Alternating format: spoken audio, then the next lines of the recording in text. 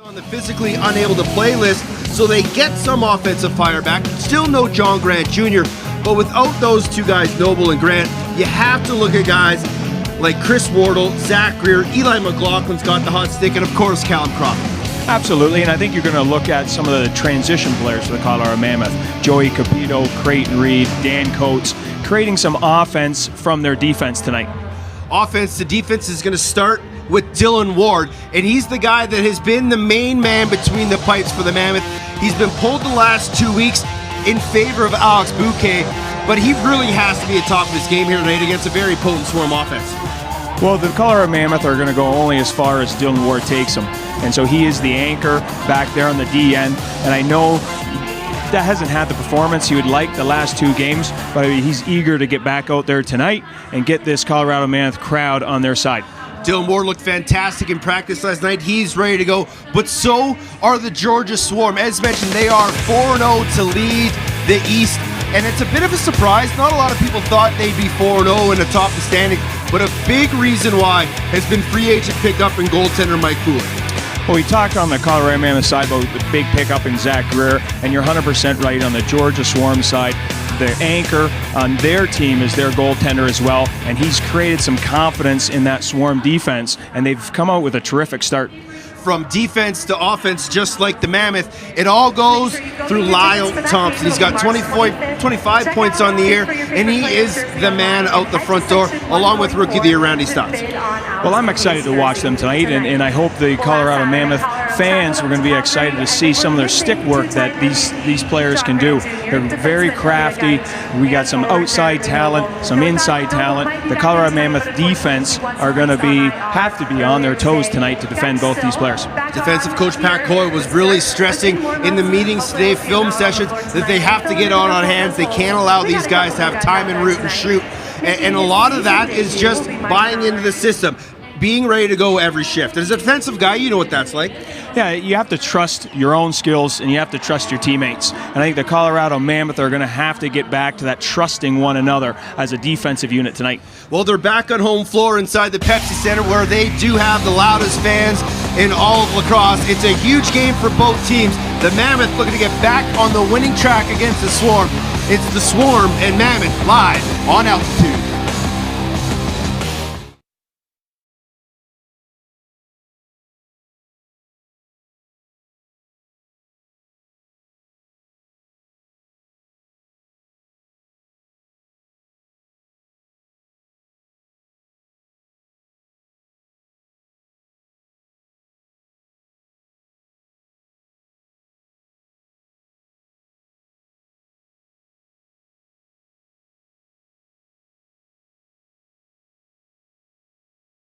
Is presented by the Ford Escape. Life is a sport. Ford Escape is the utility. Be unstoppable.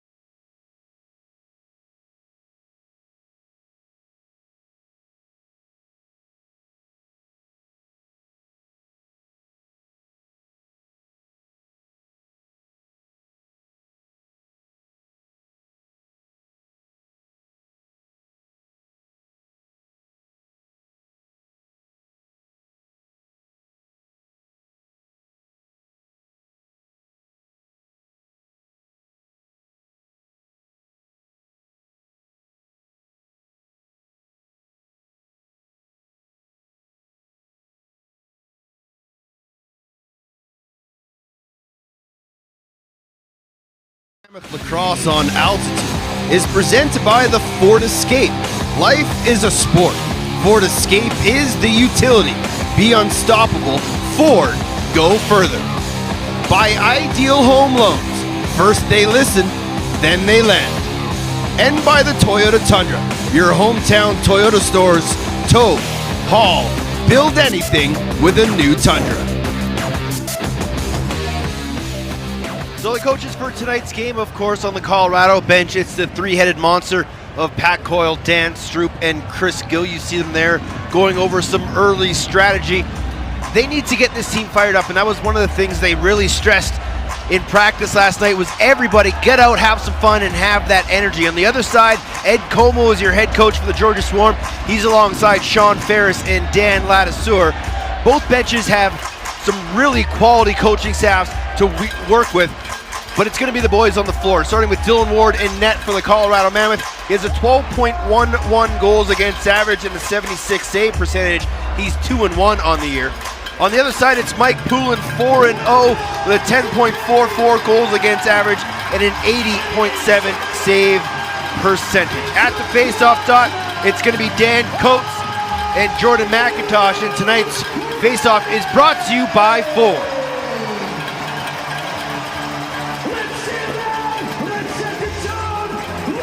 Head referee Todd LeBranch getting us set to go, and we're underway from the Loud House. And the loose ball battle at center finally picked up there by Robert Hope. He tries to find a man down the floor, but it's picked up by the Swarm, and they go back the other way. Nice one-handed catch by Jordan McIntosh, and they wave it off as he ended up in the crease. So a quick chance there for the Swarm early on. I think we're going to see a lot of that tonight, Ted. Georgia Swarm is really going to push the pace of this game. Colorado Mammoth got to be ready on both ends. Here's Zach Greer. Pump fake, tries to get inside, working with Chris Wardle. Greer dispossessed of the ball, fighting for it. Ball still loose. And it'll be picked up there by Jacob Rouet. 8 on the shot clock. Outside shot from Brent Adams. He's playing his second National Lacrosse League game. He got into his first action last weekend against Calgary. And here comes the Swarm the other way. Near side, Kyle Matisse. Matisse, outside shot, nice save there from Ward, gets a real first early touch. Here comes Nick Ocello playing his first National Lacrosse League game. The Denver native goes right to the front of the net, loses possession. And the ball's loose in the corner. But you'd like to see a guy like Nick Ocello get himself involved in the game right away like that, John. He really pushed the pace up the floor, got the crowd going here a little bit. Now see if the Colorado Mammoth can have another good defensive possession. Here's Lyle Thompson, he wears 4. Inside feed to Jordan Hall, unable to get through. And now here's Miles Thompson, who wears 2. Backhand flip doesn't connect with his brother Lyle. Ball loose. Nice pressure there from Hope. Thompson has it. Double teamed on Thompson. And he's just going to try to throw this ball away with 1 second on the shot clock. A nice defensive set there by the Mammoth, not allowing either Thompson to get their hands free for a shot. Capito across center gives off to Wardle. To the hot hand of Eli McLaughlin. Continues to put up great numbers here in the early part of the season. Far side, Rouet gets a pick from Crawford. McLaughlin down low to Wardle. 10 on the shot clock. No real movement here from the Mammoth. Wardle still has it. High top side.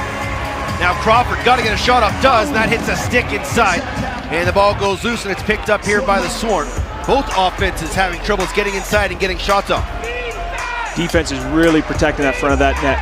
McIntosh with the skip pass to Shane Jackson. And then the third member of the Thompson brothers is out there. That's Jerome Thompson.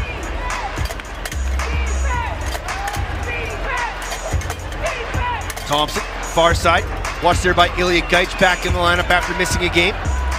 Floats it up high to Jackson. Come on, team. There we go. Nice save there from Dylan Ward. Early on, Dylan Ward looking solid, making a couple early saves and outlaying the ball, and that's where it starts defensively in between the pipes with Dylan Ward.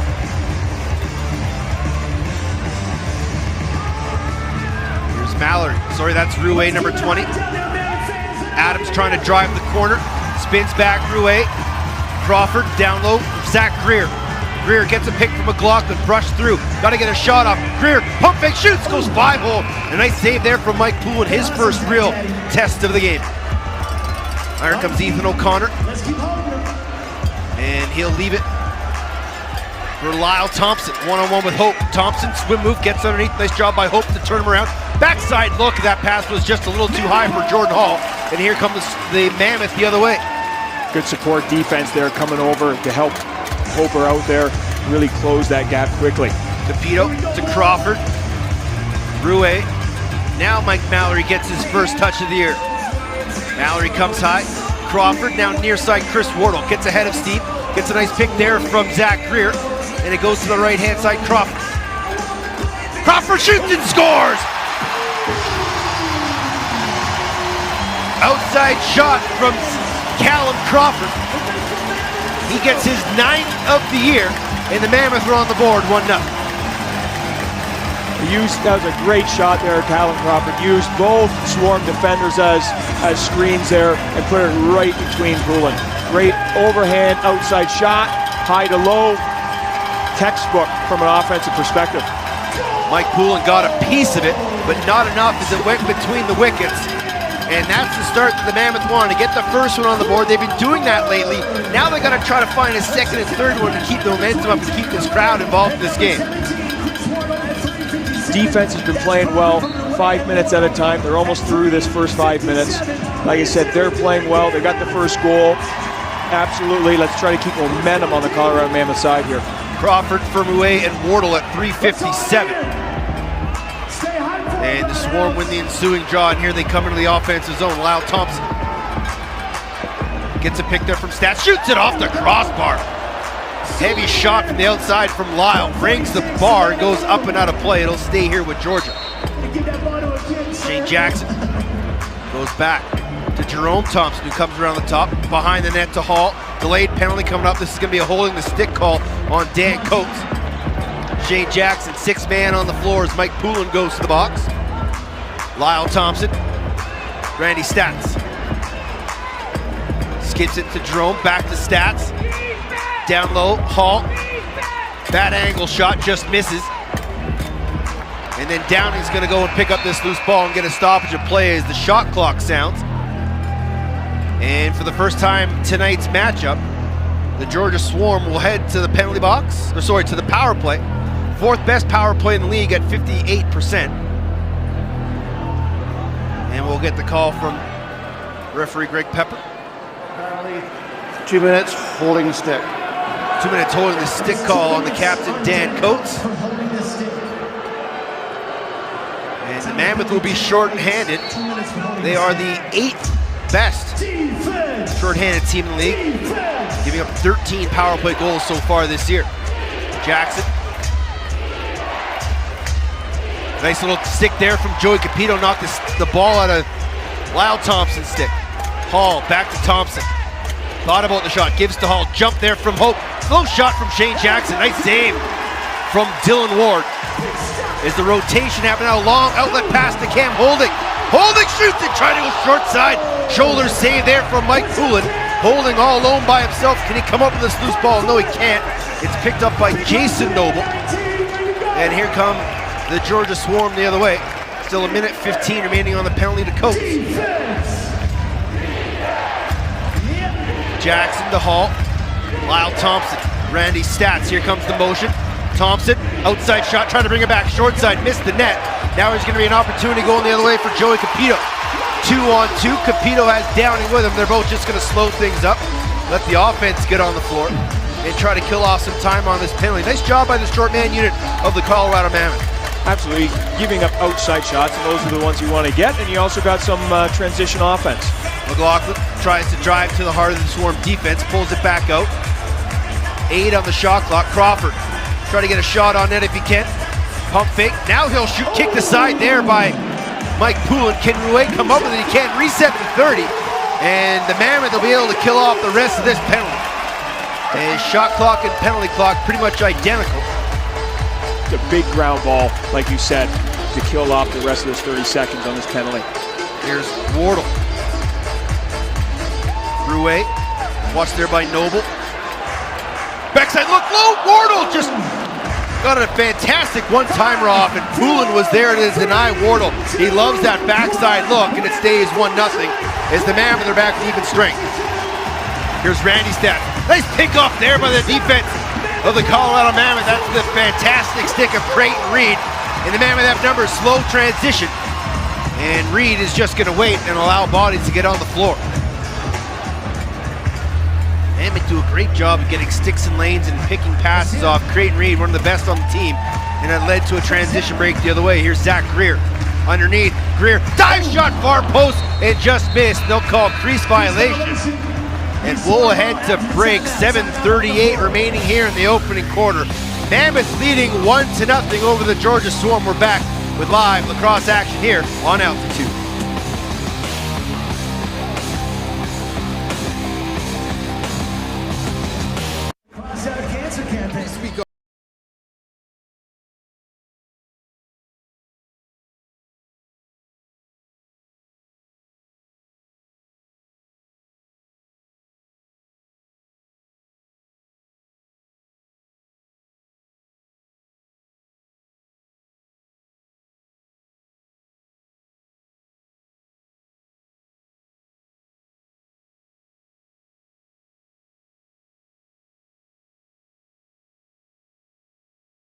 Is brought to you in part by Sports Interaction, Canada's home for worldwide sports betting. Bet responsibly at sportsinteraction.com. Disclaimer, only residents of Canada may open an account with Sports Interaction. The service is not available to users outside of Canada. This week on the ball. Hold on, I don't feel we're not in tennis anymore. We're not in tennis anymore? Hold on, not feel we're not in tennis anymore. Oh, all right.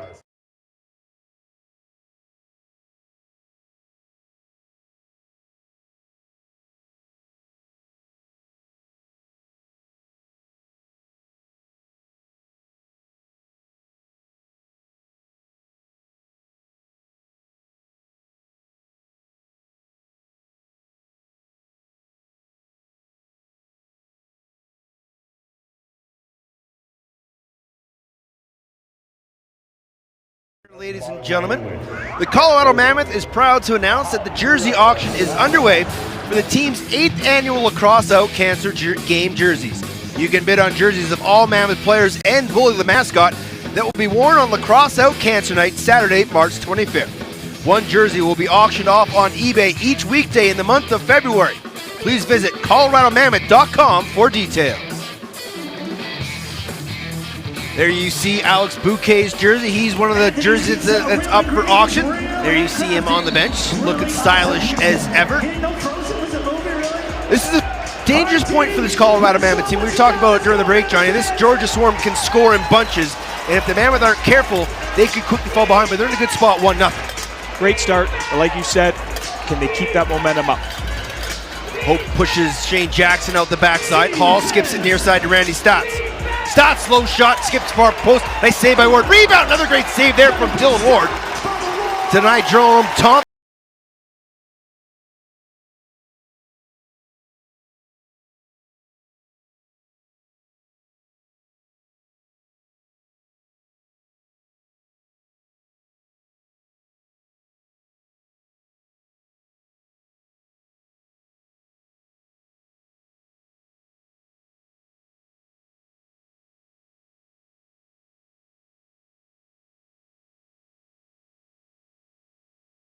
He looks out for an outlet. George McIntosh gets across center. He's picked up there by Ilya Geif, takes a couple chops, feeds off to Jerome Thompson, far corner. Shane Jackson. Jackson ducks underneath, pushed back there by Sullivan, skips it near side, Lyle Thompson, inside look. McIntosh, 8 on the shot clock, skips up top. Jackson from way outside, missed the net, rebound picked up by Geif. And he outlets it to Capito, who catches it off the sideboards and will cross center. Both defenses have been pretty successful this evening by keeping the opponents, the offenses, to that outside. Let's see if the Mammoth can get a little bit, some ball movement, some picks, and get the ball inside in front of the net here. They tried to get Greer inside, but he couldn't get it completely free. Now he's got Wardle inside, but he couldn't get the flip pass off. 5 on the shot clock. Greer shoots. That hit a body in front. No, it hit Mike Poulin. Give him the reset. And Poulin will outlet to Ethan O'Connor. Sorry, that's John Rannigan. 37 and 31 look fairly similar. Here's Kyle Matisse. One-on-one, gets a pick from Stotts, comes around the top, had a lane, didn't take it. Hall to Matisse. Now Stotts, stutter step, step back shot, doesn't get through, ball loose in the corner. Body's fighting for it. Matisse falls to the ground, it's picked up there by Robert Hope. Quick outlet to the captain, Dan Coates, and here come the Mammoth the other way. Coates doesn't have an outlet, we'll find it in the late man Mallory. Now Eli McLaughlin, one-on-one on a bit of an ISO here. Now he'll give off to Wardle, far side Crawford. Crawford gets a brush pick there from Rouet, now the double pick, skips it near side McLaughlin. Rouet working on the off ball. McLaughlin, outside shot, trying to go 6-hole right between the arm and the leg pad, but Mike Poulin closed it and was able to keep the ball out. That pass goes awry, but nice job by Jordan McIntosh to get a handle on it. Spins away from Geitz, then takes the hit from a sellout. Outside shot, shoulder save from Ward, ball's loose. Body still battling, comes up in the stick of McIntosh. McIntosh, dive shot, just missed, far post. What an excellent opportunity there from McIntosh, who goes airborne. Miles Thompson, he shoots, that one goes wide. Bounces board side, goes up and out of play. And with 4:13 remaining, the Mammoths still hold on to the 1-0 lead, as Crawford has them on the board. More lacrosse action on Altitude up next here. Why is PK a great idea? Price and selection. PK has the lowest prices and the largest selection of new.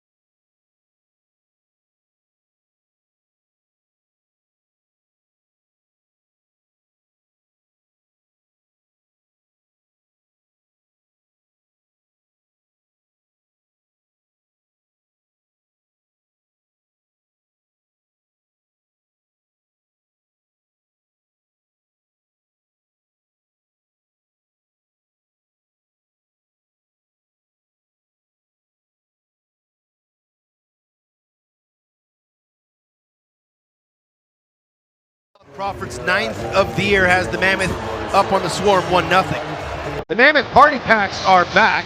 The first one of the season is Friday, March 3rd at 7:30 p.m. starting at $68. Get 4 tickets and $40 to spend on concessions and retail. The Roughnecks are back in town, so come to the Pepsi Center and brace yourself for the Loud House, home of the Colorado Mammoth. Get your party pack today at coloradomammoth.com.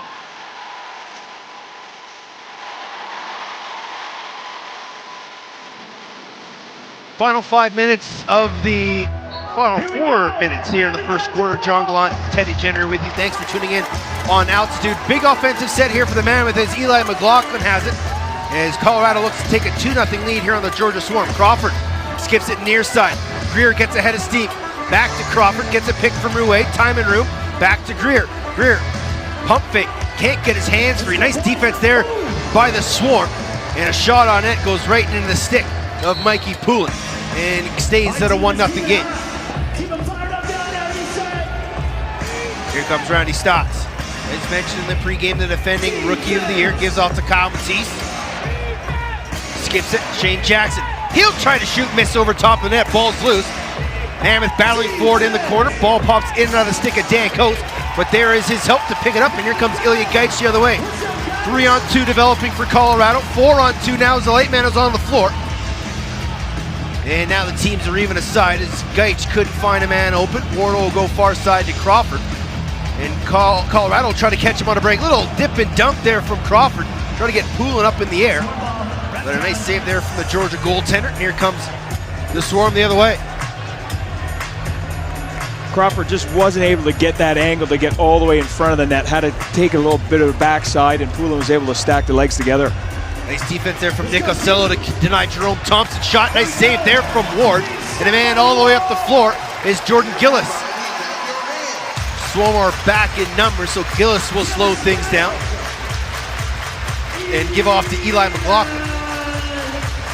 McLaughlin had the underneath, now we'll take it. McLaughlin tried to go high side and just float over top of the net. Loose ball picked up by Jason Noble. Noble headmans the ball up the floor to Alex Krepensek. Numbers off the bench here for Georgia. Stats to Jackson, and he'll hold things up and give off to Lyle Thompson. Watched there by Hope. Thompson, inside feed, doesn't connect with Stats, and Gaich has it. All the way along outlet pass to Joey Capito. Capito, nice job by Thompson to not allow Capito to pick up that loose ball, and here comes Georgia the other way. Mammoth really trying to push the pace in transition, getting this loud house crowd back into the game. Here's Jerome Thompson on the far side, comes around the top, gives off to Kyle Matisse. Inside feed, Stats rings it off the bar. Reset to 30, Thompson. Jordan Hall, stutter step, looks for a shot. That pass to Matisse doesn't connect, but it's picked up by Miles Thompson on the near side boards. Thompson watched there by Ocello, gets a lane. Thompson floats it over the top of the crossbar, off the dash. Who's going to come up with the ball loose far corner? 10 on the shot clock, and it's picked up by the Swarm far side. Nice slide there from Ilya Gaich on Jordan Hall, dispossessed him of possession, and the Mammoth will have it with 1:13 remaining here in the opening quarter. Sullivan takes a bit of a high check, continues moving his feet, keeps his feet moving, holds on to it. Watched there closely by Brian Cole, and gets it off to Mallory far side. 13 on the shot clock. Crawford, watched by Tutt. Crawford dive shot, and he lost possession of it. Ball still loose. Wardle pressuring up, and then they're going to float the ball all the way to center, and it's in the stick of John Rannigan. Another aerial effort by Crawford. But he was able to get across the front of the net on that possession, gave him a much better chance of sticking it by Poulin. Here's Miles Thompson, watched there by Holding. Thompson shoots and scores. Holding lost his balance as Miles Thompson got to the front of the net and beat Dylan Ward short side. We're tied at 1 with 31 seconds remaining. So this is one of the first possessions that the Swarm were able to get the middle, and you can see there's no slide on that particular possession. The Mammoth have done a great job this first 15 minutes of having that off-ball support. It just wasn't there, and Thompson was able to get down the middle, bury it behind Wardle. Time and room is exactly what Pat Coy was stressing to his defense, and again, it was unfortunate that Cam Holding lost his footing and gave Thompson that time and room as he beat Dylan Ward for his 11th of the year. Assist to Kyle Matisse and to John Rannigan. Here comes Wardle going 6 on 5 for that last shot of the quarter here. Let's see what they can draw up with 10 seconds remaining. Mallory's going to go to the bench. Now they got the late guy coming off. 5 seconds remaining. Can they get a shot off? Crawford got to shoot. Pump fake, and they don't even get a shot off, and the quarter will end with a score of 1-1. A little bit of confusion between the Mammoth offense and unable to get a shot off as the quarter whistle sounds. 1-1 to your score. Second quarter coming up between the Mammoth and Swarm here on Altitude.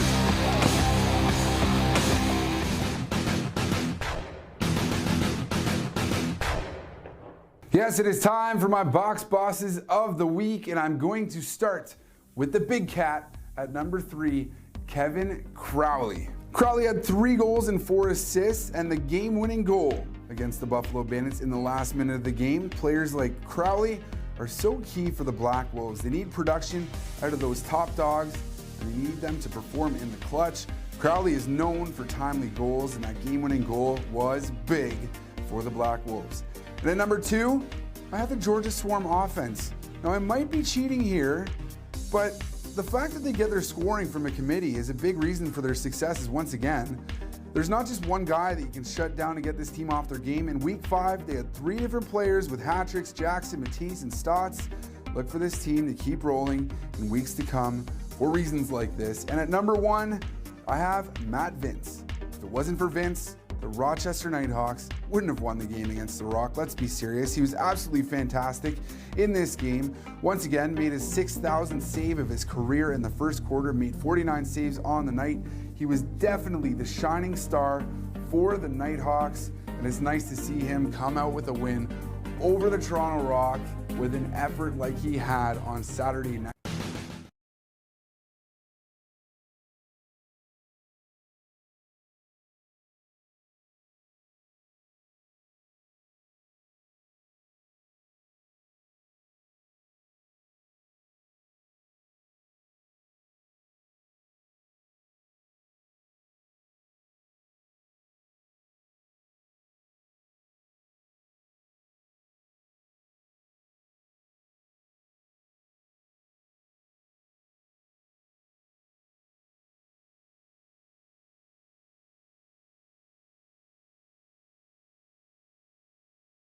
First quarter between the Mammoth and Swarm.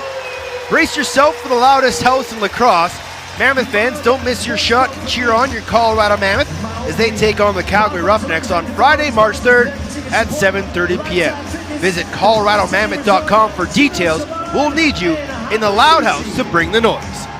All tied up at one, John Gallant, shots 10-10, and we were talking between the break. What's the mindset of a team when you're up 1-0 for most of the quarter, and then when you look up at the end of one, it's all tied up one? Yeah, from the defense, they got to be happy with that first 15 minutes. It can be, tempting or difficult to say, we shut the leading scores down for 15 minutes, only gave up one goal, and you look up the clock and it's still 1-1. But you got to be on the positive side. You only did give up one goal in that last minute. Our slide defense has been productive, moving the ball in transition. They just got to keep with that flow and build on that momentum here in the second quarter. Ward and Poulin each with 9 saves to start the game, and that's something we can expect throughout this game. Even though there are two high-powered offenses, both goaltenders are going to want to hold the fort. And an illegal procedure called on the opening face-off, so Colorado will have the first possession. Inside feed, McLaughlin shoots and scores! Eli McLaughlin continues the hot hand. He started off a little slow, and he's got 9 in his last 3 games. This is off a great no-look feed on a ball cut from Zach Greer. Well, you called it there. It is a ball cut, and that shot's from right on top of that crease. And we've been mentioning it in that first quarter. Whatever offense is going to be able to own in front of their opposing net, they're going to be successful here tonight. Colorado was able to get in front of that net on that nice cut, easy goal there for Eli McLaughlin. That ball cut was fantastic. He did an even better job of staying out of the crease as he went airborne to put that one past Mike Poulin. And a great start to the second quarter as they get a goal just 20 seconds in. And they get possession right back, and they are going on the offensive attack again. Crawford gets a high pick. Crawford shoots. Nice save there from Poulin. Rebound kicked aside. And loose ball picked up by the Swarm, and they're going to run the floor. Ethan O'Connor, watched there by Nick Acello, who's looked quite good in his first National Lacrosse League game. Big American body, plays field lacrosse here for the Outlaws, and has really fit in here nicely with the Mammoth on defense. A lot of energy, a lot of physicality. Jordan Hall tries to get underneath. He stepped in the crease. That'll be Mammoth possession. Jordan Hall, a crafty veteran brought in during the offseason when rookie stud Jesse King went down with a knee injury over the summer, and he's really been a great spot for them. 5 goals, 20 assists, and a nice addition in a leadership role, kind of like what Zach Greer is for the Mammoth. Here's McLaughlin to Rouet, near side, Callum Crawford. Crawford gets a pick, and they'll call moving pick, and here comes the Swarm the other way. 3-on-2, now our numbers, outside shot, that one missed the net, loose ball. Holding had it for a minute, now he finally gets it back, turns away from trouble. Then a nice check there from Jordan McIntosh to dispossess him of the ball. Now McIntosh doesn't have any help, but he's able to run to space. And he'll give it off to the teammates, and they'll go far side as they change, and on comes Jerome Thompson. Thompson to Stats hard off the bench. He'll shoot and score. Extra possessions. That's as a defense, that's what's going to really hurt you. The Mammoth had the ball, gave it up there. When you give Swarm, the Georgia Swarm, extra possessions, you're going to be in trouble all night long. Stats just came in off the bench. Jordan Gillis came to play defense. A little bit of the swinging of the stick.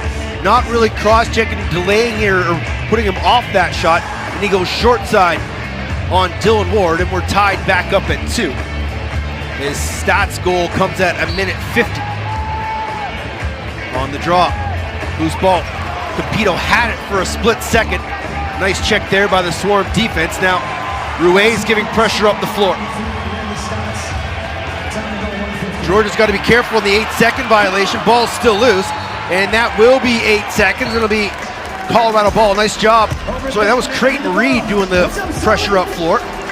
Let's see what the Mammoth can do with their extra possession here, forcing that 8-second call. Actually, double correction. It was Brent Adams up the floor, number 28. Here comes Greer. Crawford. McLaughlin back to Crawford. Tuck and go underneath. Tries to find a lane. Rouet, he'll shoot. Saved there by Mike Poulin. Loose ball picked up by Ethan O'Connor.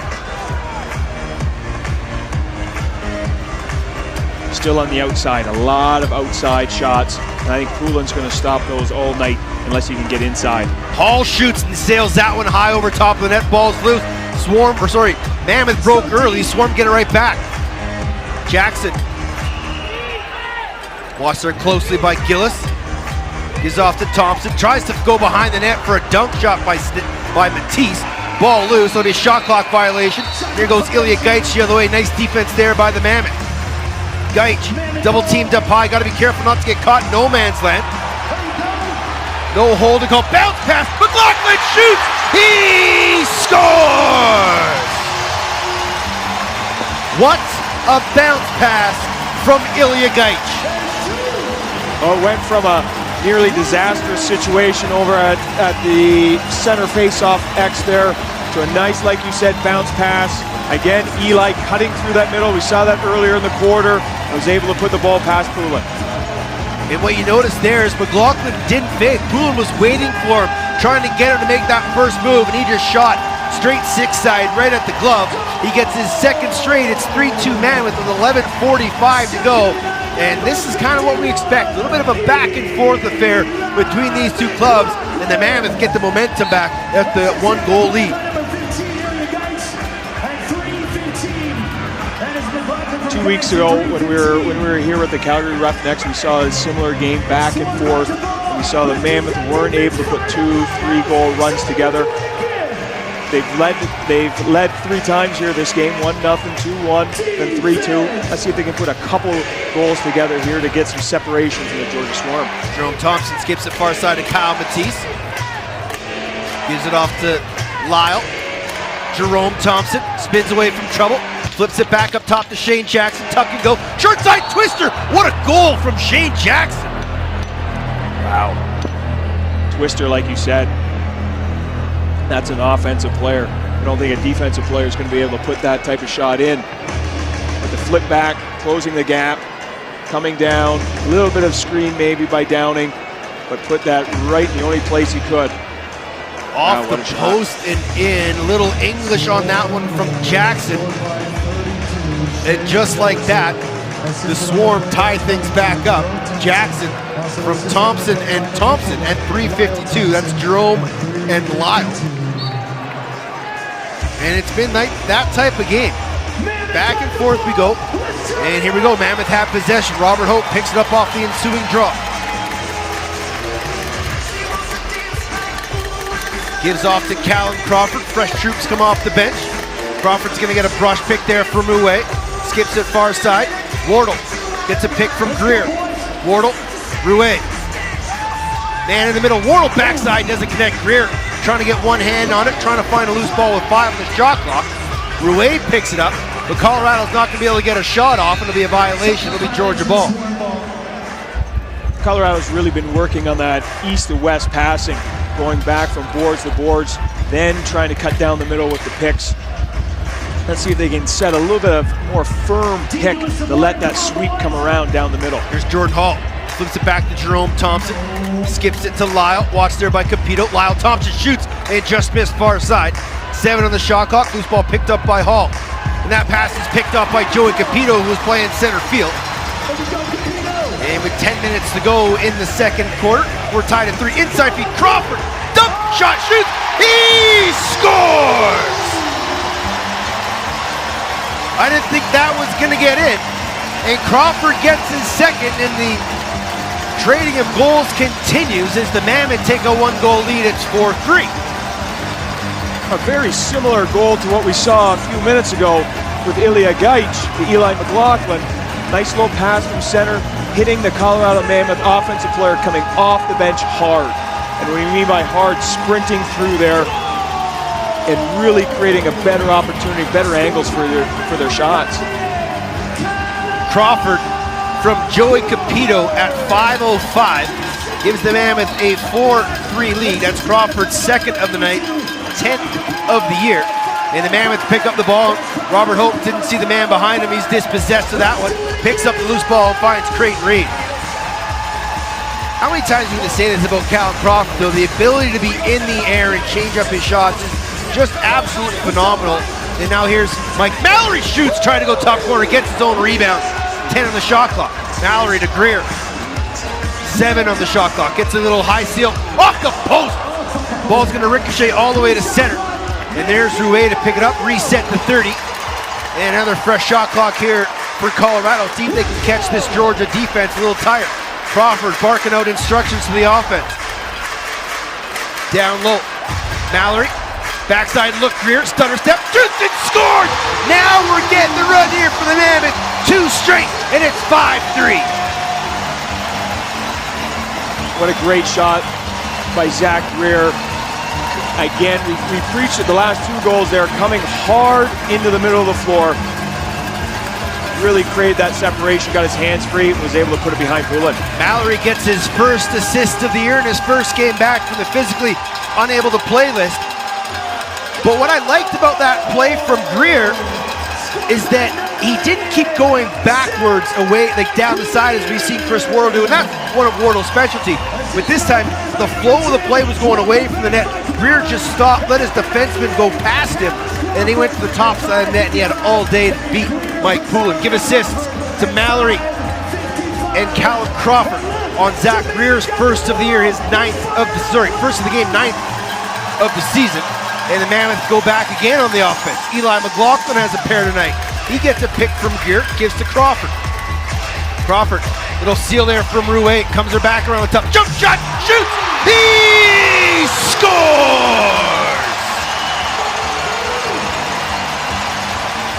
Now this crowd's in this game. Three on the night for Callum Crawford, including 2 straight, and it's a 6-3 lead. Little jump shot from Callum Crawford beats Mike Poulin underneath the glove. And I just took a quick look to Eddie Como on the Georgia Swarm bench, see if there's any thought of going towards Brody McDonald, but he's going to stick with Poulin. Assist on Crawford's third of the night to Eli McLaughlin. And it's the biggest lead of the game at 3. And we're going to get a timeout here from Eddie Como.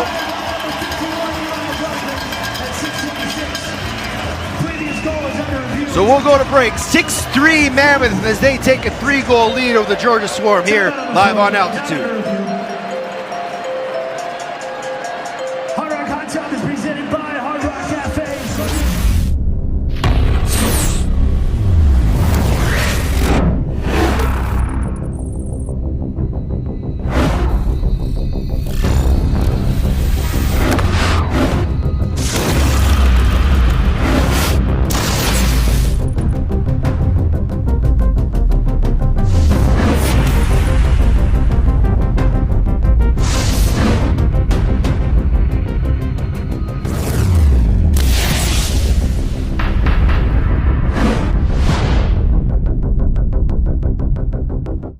Tonight's game is brought to you in part by Sports Interaction, Canada's home for worldwide sports betting. Bet responsibly at sportsinteraction.com. Disclaimer, only residents of Canada may open an account with Sports Interaction. The service is not available to users outside of Canada.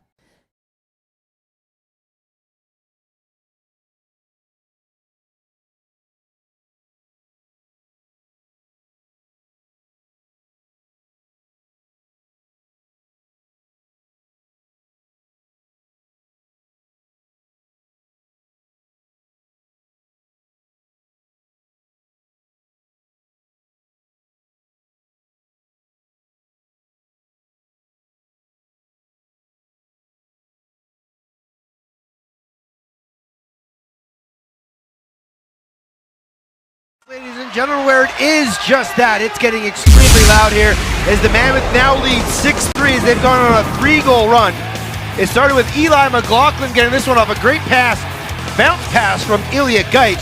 And then then Callum Crawford scores, Zach Greer gets a goal, and then Crawford gets his hat-trick goal. And the Mammoth have started to find a bit of a rhythm. Well, you can see from the similarities in all those goals, they're getting right in front of Poulin. Even Zach Greer's last goal, you can see a Mammoth player cutting through right before, clearing that space up so Zach Greer can come around. They're coming hard off that bench. Their sticks are up, their eyes are up. When those players open, the ball's coming, but they're owning in front of the Georgia Swarm net. Mammoth possession coming out of the break with 8:34 remaining. Shots are 18-12, only 2 shots on net this quarter for the Georgia Swarm. Here's Crawford.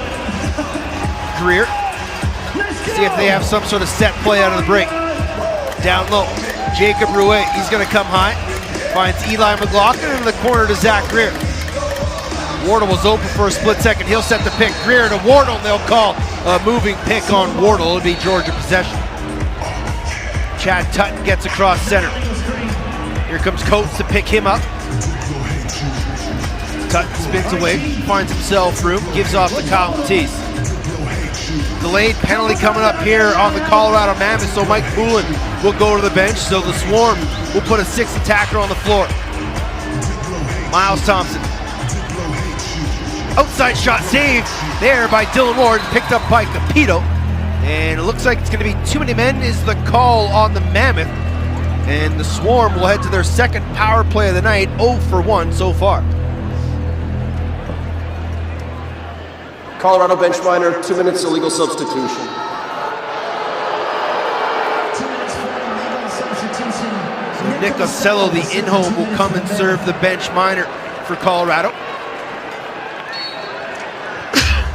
Defense. And here comes the Swarm power play.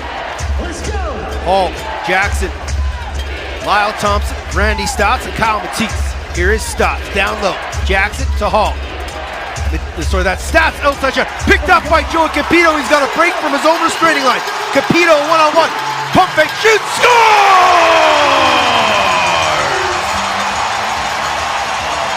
Joey Capito, one of the all-time fan favorites here at the Loud House, gets his 3rd of the year and makes it a 4-goal game. It's 7-3, a short-handed marker. Well, we talked earlier in the pregame that the Mammoth are going to have to create goal-scoring opportunities from their defense in transition. There's no better transition player on the Colorado Mammoth team right now than Joey Capito. What a great play starting from his defensive end. Capito's first of the night, short-handed at 7:34. And it's now 7-3 as the Mammoth have really started to find their wheels, and they're getting contribution all over the floor. They've even yet to have a power play. 7:34 unassisted. Swarm win the draw, still have 1:30 on the power play. The bench minor served by Nick Ocello.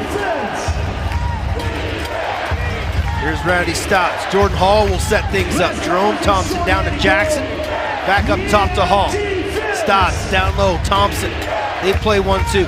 Now the motion will start. Thompson to Hall. Outside shot, hit a stick. Deflects into the corner, pressure comes from Hope. Jackson, he takes a heavy hit, and what are they going to call here? Loose ball push on Dan Coates. Reset to 30 with 1:06 remaining on the power play. And it'll be Georgia possession. Here's Hall. Stotts, down low Thompson. Thought about taking the shot, gives to Hall, he can't handle the hot pass. Pass to retract. Hall. Thompson down low, Stotts. Back to Hall. Back to Stotts, 1-2. Now Jerome Thompson, he shoots that hit Robert Hope in front, and that one stung. 8 on the shot. They reset to 30. That one didn't even hit the net. And now the referees see it. And what are they going to call here? They're going to just reset the 30 seconds to about 5 seconds. Might even be 4. We'll just wait and see. Nice heads-up play there by the officials, but as a defender, Johnny, you've taken a few of those off the chest, jumping in front of the balls, just trying to help your goaltender. 5 seconds. You do what you can. You hope it just hits you in the spot where you got protection. 5 seconds put back on the shot clock, so Swarm will have to act quickly here. Mammoth got to be careful not to be asleep. There's a quick shot right on net from Miles Thompson. Nice save, turn aside there from Dylan Ward. Kind of had to expect that shot coming with just 5 seconds remaining. Fresh 30, under 30 to go on the penalty.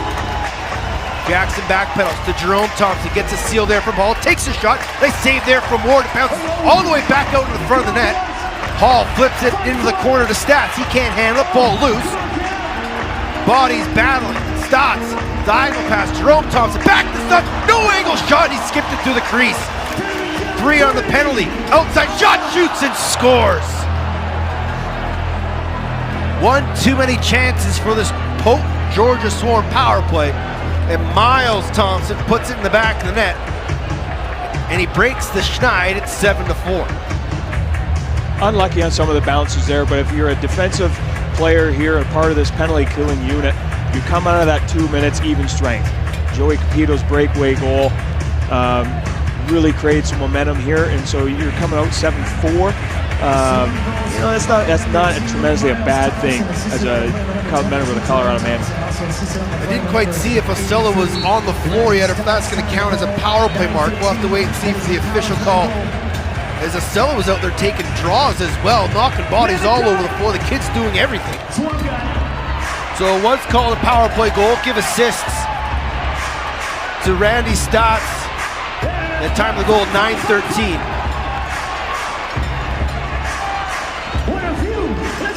Ball loose right in front of the scorekeeper's bench. Bodies battling, picked up there by Joey Capito. Spins away from trouble, keeps his feet, keeps the ball. Nice job by Joey Capito. And he'll bounce it up to center, and Brent Adams has it. Adams with a shuffle, takes a shot, and he sails that one high. Adams looking to get his first of the year. Wardle battling for the loose ball in the far corner. Has his stick knocked out of his hands, ball still loose, it's finally picked up there by the Swarm. As Wardle knocked his man over and gets a round of applause from the Mammoth faithful. Use the word there, battle. There's a lot more battle in the Colorado Mammoth tonight than we've seen in previous weeks. Heat level is at an all-time high now as Jordan Hall works inside the middle. Nice hit there from Josh Sullivan. Knocked the ball out of the stick of Shane Jackson. Here's Matisse down the far side. Watched there by Ilya Geitz. That shot goes wide. 2 on the shot clock. And Sullivan's just going to keep this ball loose. It'll be a shot clock violation. And we'll head to break. Under 4.5 to go as Joey Capito brings the crowd to their feet with a shorthanded marker on the breakaway. It's 7-4 Mammoth back after this.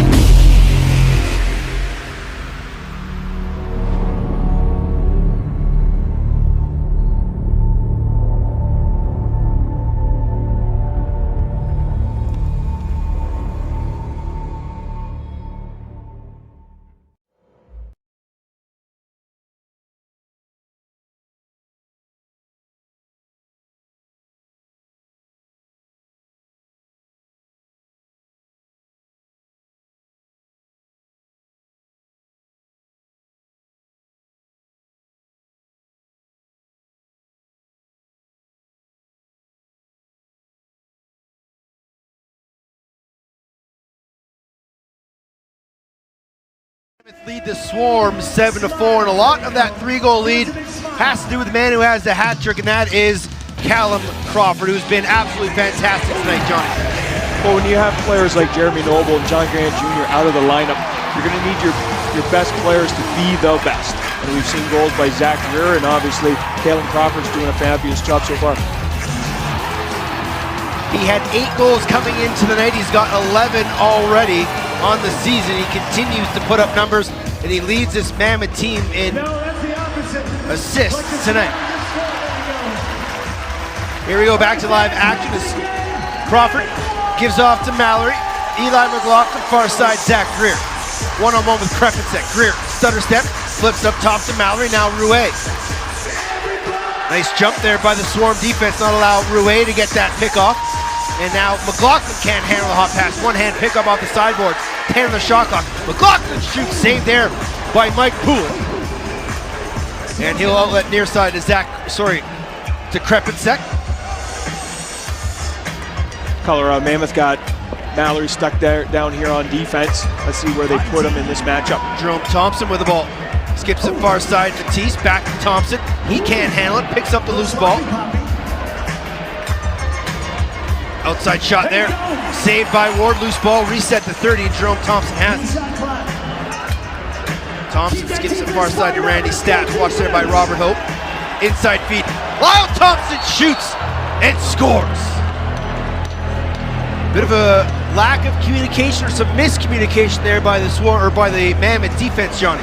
Well, it's always tough when you have an offensive player stuck down on defense and you try to overcompensate. And we can see there a nice little up pick on the left side. The ball swung over, right down the middle went Thompson. But as a D player, when you see that O guy out on defense with you, you tend to overcompensate a little bit and slide to his side, and that left that middle open. That's Lyle's second from Randy Stotts and Shane Jackson. Time of the goal, 11:37, makes it a 2-goal game. Loose ball, quickly picked up by Brent Adams. Adams gets to the front of the net, doesn't force the shot. We'll just circle around, find some fresh floor. And fresh bodies step onto the floor. And it's into the stick of Wardle, back to Adams, near side Cal Crawford on the isolation. Inside feed, Rouet takes a shot, bad angle. Got the shot off anyway, so that was Zach Greer, who'd come all the way across the floor. Saved by Poulin. Here comes Georgia the other way with Chad Tutton. Late man off the bench was Randy Stotts. Nice save there from the wall, Dylan Ward. And here comes Colorado the other way. Cal Crawford gets across center. Fresh troops on the floor, Jacob Rouet. Crawford. Far side, McLaughlin gets a high pick from Wardle. McLaughlin to Wardle to bounce in and out of his stick. That's the pick and roll they've been wanting all night, and it just bobbled in and out of the stick of Chris Wardle. Unfortunate bounce, but I'm sure we're going to see that matchup again real soon, because that was a great pick and roll on the high side. Stotts laid off the bench. Watched there by Capito, near side Jackson. Jackson to Hall. They play 1-2. And we're going to get an offensive penalty here, I believe, to the Swarm, as the stick was ripped right out of the hands of a Mammoth defender. We'll hear the call from referee Todd Branch.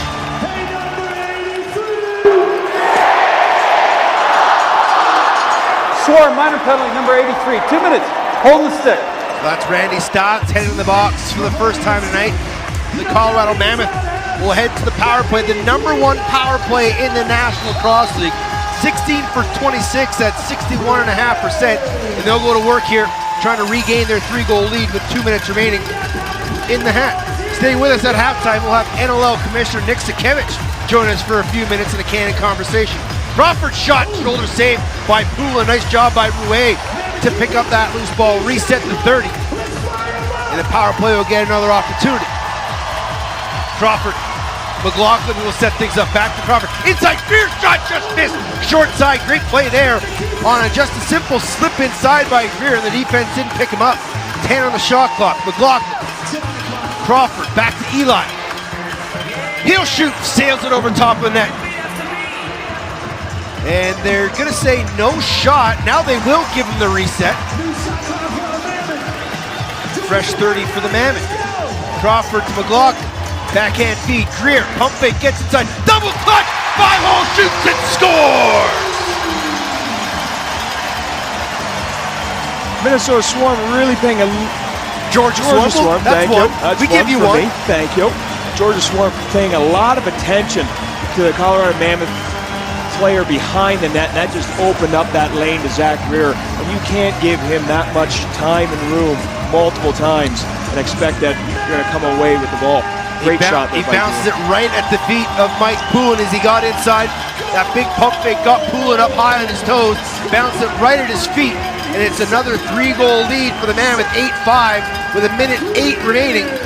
And off the draw, Coates and Jordan McIntosh battling, ball loose, and it's finally grabbed there by Cam Holding.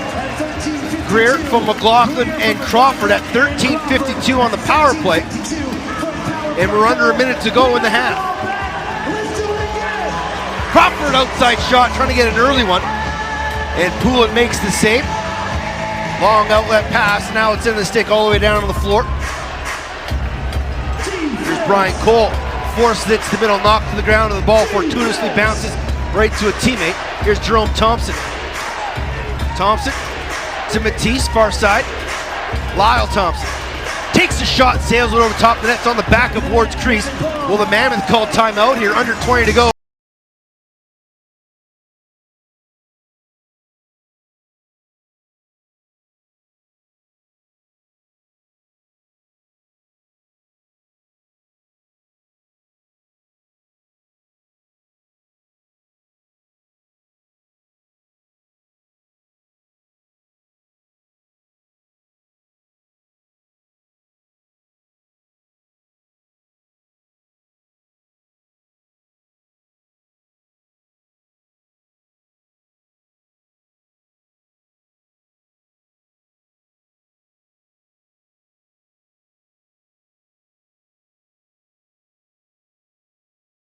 Behind the goal line, that it was basically a 3-on-2 up high, and Colorado took advantage of it. Great backhand pass from Eli McLaughlin, who continues to put up numbers. He's really having a breakthrough season. You might want to think they're going to go to him, but as the Mammoth have done, the backside look is something they've been trying to find here on this 6-on-5 play. Callum Crawford will start all the way back into his own zone. Mallory, Rouet, Wardle, Greer, and McLaughlin out there for the Mammoth. 19.4 remaining, so they put 3.3 up back on the clock, and Crawford will get across center. They'll probably wait for about 8 seconds before they start any motion. 10 on the clock. Crawford still with it. 9, 8, 7, now they go. Mallory comes up high, skips it. McLaughlin, time and room. That's Greer, sorry. Up top, McLaughlin. Mallory doesn't get a shot off, and that's twice now to end quarters. The Mammoth have had looks, but unable to get that shot off. That's the way the half is going to end. The Commissioner's up next. Mammoth lead 8-5 live here on Altitude.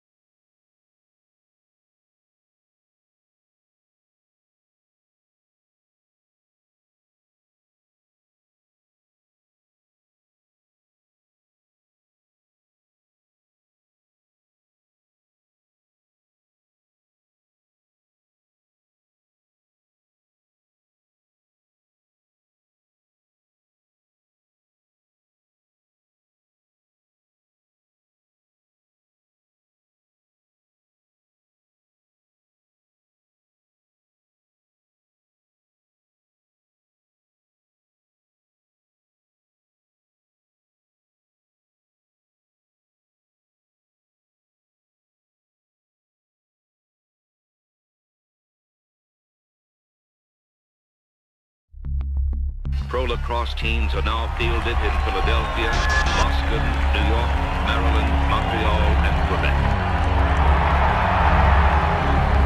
Yesterday there was friendly competition and not so friendly competition. We knew our true colors weren't just worn on our backs, they were painted on our faces and hoisted as high in the air as we could possibly carry them. Whatever it took to claim our turf. Yesterday, we left it all out there. Blood, sweat, tears. You name it, we left it. We kept ourselves focused and we kept each other in check, and the only thing we took were epic shots. Yesterday we saw more twists and turns in 8 seconds than most people saw in an entire season. We lost the ball, lost our minds, we lost countless times in every game. If you could see the ball, that was a slow day. Yesterday, physics didn't apply to us. Gravity wasn't welcome in our box. Armed with just a stick and a ball, we took flight. Yesterday, we were the best we could be.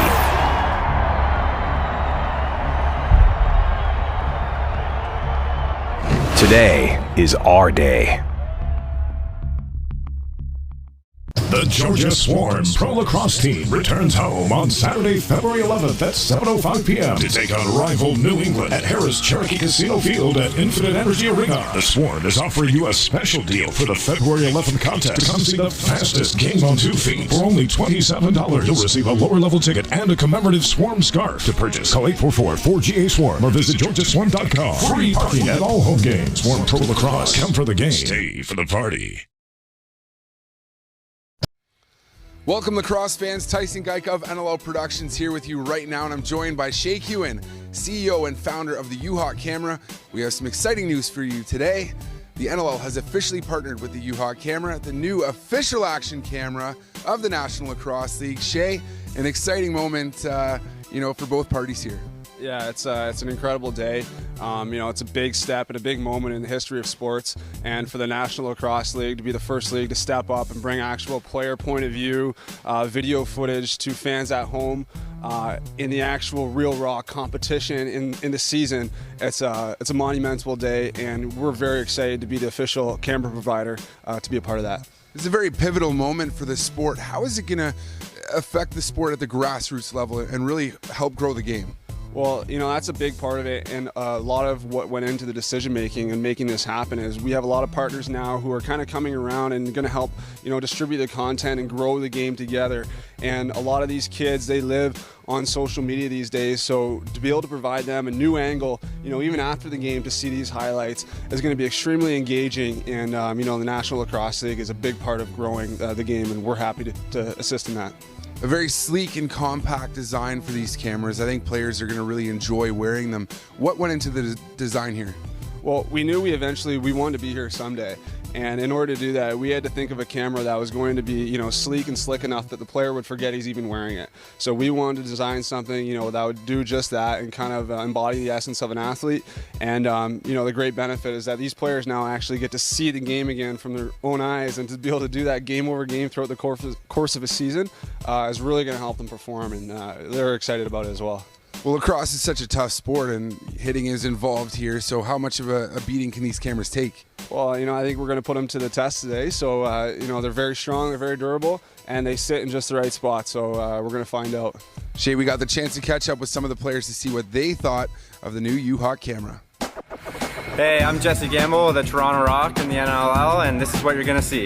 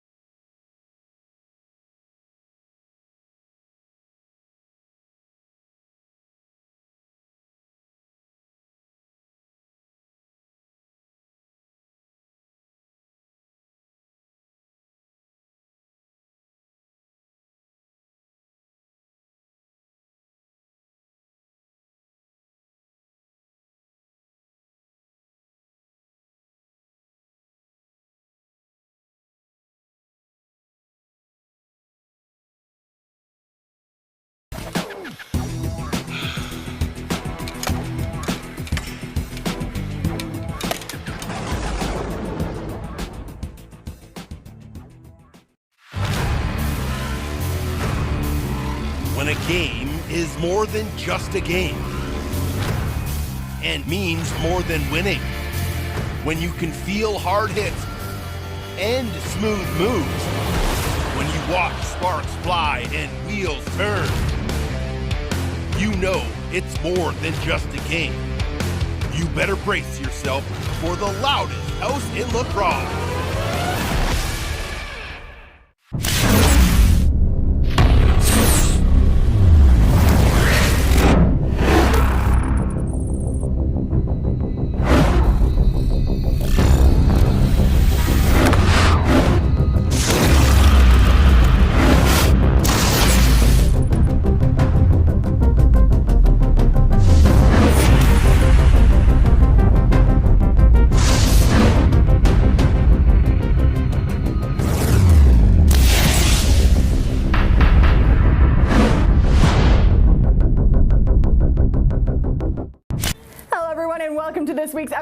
of the NLL Social Circle, where we take a look at some of the biggest stories happening around the league on social media this week. And it all starts off in Colorado, where you, fans, can go and bid on one of their auction jerseys for this year's Lacrosse Out Cancer. That is right, the jerseys are available to bid online for their Lacrosse Out Cancer game happening March 25th. All proceeds will be going to local nonprofit cancer research organizations. Speaking of supporting a great cause, the New England Black Wolves have partnered with Cactus Jack Foundation to raise awareness for pediatric cancer. And sticking with the Black Wolves themes, well, there was some very loud howls, to say the least. Congratulations to the team who sold out their first ever game in franchise history in New England. Fans reacting on social media, very excited to see this happen, and can't wait to see you all out at their game this weekend. Oh, don't mind me, I'm just taking a selfie over here. And fans, if you take a selfie at Country Night at this week's Toronto Rock game, well, you could be entered for a chance to win a trip for two to Nashville. Yeehaw! Well, this week was a big week for Rochester Nighthawks goaltender Matt Vince. He became just the 5th goaltender in NLL history to record his 6,000th save. Congratulations, Matt. A lot of fans reacting on social media to this one. Just take a look at some of the tweets. Okay, I've seen some really cute fans around the league, but how about this furry fan? Jaxie Girl posting a picture of her cute pup, who happens to be a pretty big Saskatchewan Rush fan.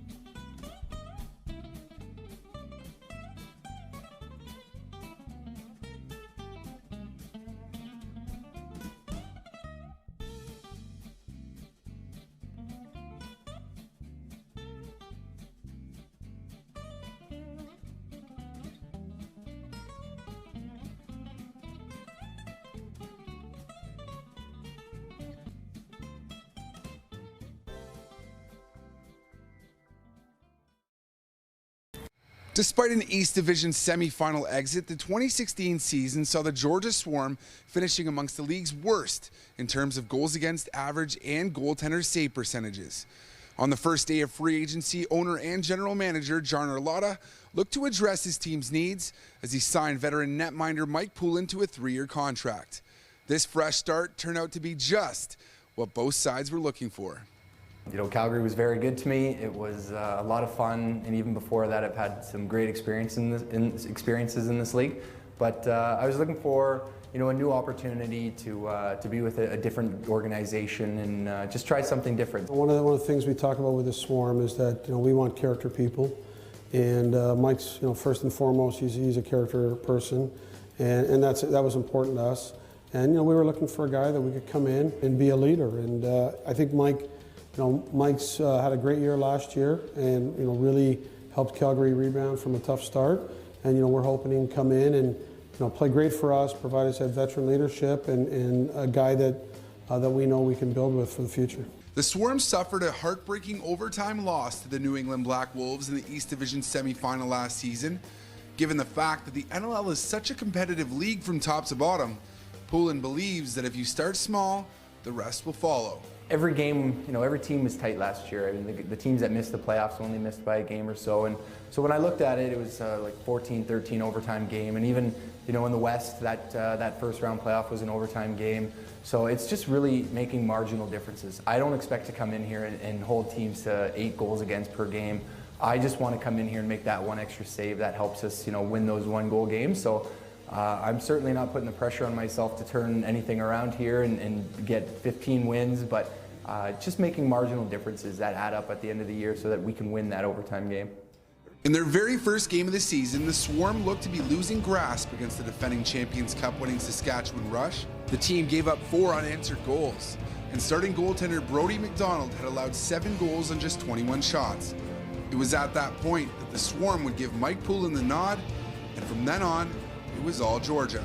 Saved by Carlson, and a rebound shot, score! So it might just be 1 minute left. Not in the shot clock, and a score! Stotts gives the give and go, and the Swarm take the lead. A low shot that sneaks by, he scores! There's Lyle Thompson. Chases it down, Cole shoots and scores! It turned out Poulin's calming presence in goal was exactly what the Swarm needed. With this group of guys here in Georgia, absolutely awesome group of guys. I've enjoyed every minute being here and getting to know them. But I'm hoping that, when we get into those adverse situations where teams go on runs or, things just aren't going our way, that I can speak from experiences that I've gone through that can, help us get to the next level. Because there's only 18 games in a tight season like this. Anything can happen. And I've been on teams that started, 6-0 or 0-6. And it doesn't take much to either turn it around either way. So hopefully from the experiences that I've been through, and a lot of these young guys have gone to colleges and won championships and won Mintos and Man, so it's not like they don't know. It's just sometimes you need a new voice in there as well. The sport of box lacrosse is fairly new to Georgia, and Poulin believes that it's up to he and the rest of the Swarm to help the game flourish in the southern state. We have to win. We have to win. I think, fans love winning teams, and that's fair for both sides. You want to go and you want to see a good product. You want to see, your team compete, your city win. So as players, we need to understand that our performance goes a lot further than just, having fun out there on weekends. It goes a long way towards making our ownership group successful and making the sport of lacrosse grow, especially in markets like Georgia where there's great potential. I think when you look at what Saskatoon did last year, their performance on the floor is what helped get that city behind them. And they've done a fantastic job as an organization, bringing those fans back and engaging them and really doing all the right things, but it all starts with winning on the floor. Subscribe to NLL TV today and find out if Mike Poulin and the Georgia Swarm can continue their undefeated ways. For NLL Production.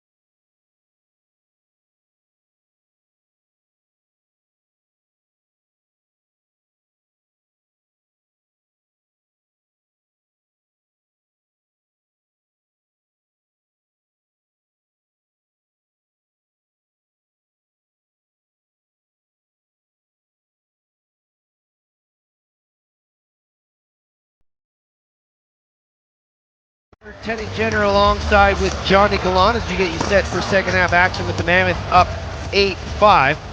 Callum Crawford leads all point getters with 5, 3 goals and 2 assists. Jerome Thompson leads the Swarm with 4 assists. With Johnny Galan, pretty even point distribution, pretty even half, and Ilya Gaich, who we've seen has really been a spark in transition on loose balls and a real vocal leader as we get set for the second half face-off brought to you by Ford. Loose ball picked up. Here's a breakaway right away for the Georgia Swarm. Shoots and scores. No, they're going to wave it off. Crease violation called. No goal. And they're going to say no goal. Not exactly the start you wanted if you're the Colorado Mammoth to give up a break right off the bat. And Eddie Como's going to keep the flag in his pocket. Now he's going to throw it. Well, he's a little upset they weren't showing the replay of that goal.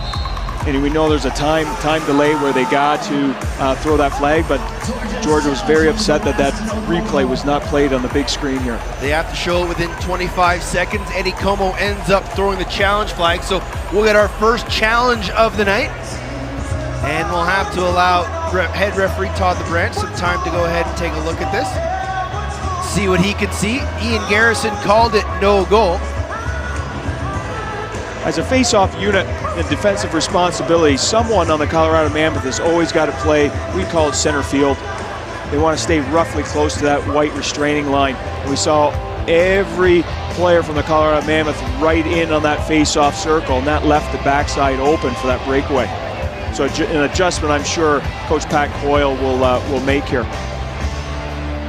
There's a look at the replay, and definitely foot on the line. This shouldn't take Todd LaBranche very long as the Swarm defense and Mammoth offense are quickly right out on the floor. So this will probably be the shortest review ever. Todd LaBranche just taking a couple extra looks just to make sure.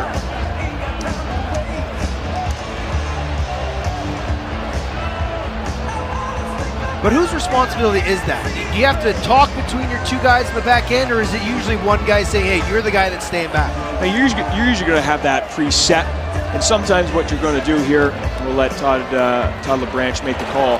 After review, the call in the field is confirmed. Crease violation. The no goal is the call. Johnny, you were saying? But yeah, normally you would have that as a preset, determine who's staying back. But what happens is when you're standing beside an opponent and they're running in, the tendency is to follow your opponent, and that's what happened in that case, and every player was in that little face-off circle. Here's Crawford trying to get underneath, finds Rouet. Rouet, outside shot, shoulder save by Poulin, ball loose in the corner. Nice job by Crawford to pick it up, reset the 30, and a fresh clock. Greer, Mallory, Wardle. Stutter step inside roll, rolls again, gets a pick from Zach Greer, and that's going to be an illegal pick on Greer, and it'll be Georgia ball. I was going to say, Mike Mallory in his first game back doesn't look out of place. Altitude hasn't affected him. He looks like he's got his legs under him. He's chipped in with an assist, and that's what I'd like to see. Nick Costello's played well. Brent Adams in his second game is playing well. And we talked about that compete level, and it's been there from the opening whistle for this Mammoth squad. The new bodies are going to bring some new energy to the lineup.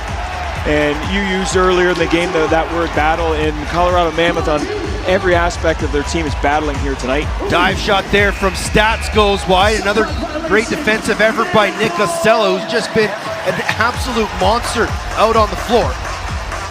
And here comes Eli McLaughlin. McLaughlin circles high, will skip it far side to Crawford, who's got 5 points on the night. Gets a pick from Mallory, faked inside. Now Greer gets a pick. Greer trying to get inside. Nice defense there, but keeps his feet moving. And a save by Poulin, who was down early. He'll look for an outlet and has it in Krepinczak. Zach Greer got called in the previous possession for that illegal pick. They went right back to him. Another great pick and roll. Great shot, great opportunity. Let's see if they can keep getting to that middle of the floor. Here's Kyle Matisse, one-on-one. Comes around the top, takes a shot. Hit a stick on the way to the net, picked up by Coates. He's got Capito up the floor. Joey Capito, pump fake, spins, dishes off to Cam Holding, the pass was behind him. Tried to do a little too much there to Joey Capito, but a nice job by Holding to find that loose ball. Still battling for it, hits the ball loose. This is gonna be a back over. And the Swarm will let the referee blow the play dead, but a nice job by Holding to continually fight for that ball. But unfortunately, he didn't have bodies up front in the offensive zone to battle with them for that loose. Here's Lyle, inside Stats, what a save from Dylan Ward to deny Randy Stats in close. That's that ball cut that Randy Stats has been doing all night. And Dylan Ward bailing out his defense again. That's why he's one of the best goalies in the league. When you need a big save, he's there to make a big save for you. Here's Wardle. Far side, Crawford on the isolation aisle. Takes the shot, hits the body of Mike Poulin, goes up and out of play. And it will be Colorado possession. Eli McLaughlin will start with it. Reset to 30. Brent Adams again out there on offense. McLaughlin flips it. Wardle shoots and scored! What a pass from Eli McLaughlin to Chris Wardle. His hands didn't fail him this time, and he beats Mike Poulin, and it's 9-5. That's the third straight possession. The Colorado Mammoth have worked the pick and roll on the left side. And in this case, Wardle didn't go all the way up. He used a little bit of a slip, caught some space in between the Georgia Swarm defenders, caught that ball again right in front of the net, and you're going to bury it. You're going to bury it every time when you're in that close and you got that much time and room to shoot. Nice flip pass from McLaughlin. Great composure from Wardle as he beats Poulin's stick side. Seems to be a spot Colorado's been going quite a bit, have the left hand, just that stick side spot. has given a second assist to Brent Adams. Time of the goal, 3:24. So that's why, go back to what we were talking about with Wardle. That's why he's one of the best in the league. There's 11 and a half minutes left, and he makes a big save at one end, and the Mammoth come down, score on the other end. There's another nice save in tight by Dylan Ward. Loose ball picked up there by Jordan Gillis. He's got to find an outlet, and that ball gets batted down. Picked up there by Georgia, inside feed. Thompson, backhander, scores! Wow! Wow is right. That's a phenomenal goal.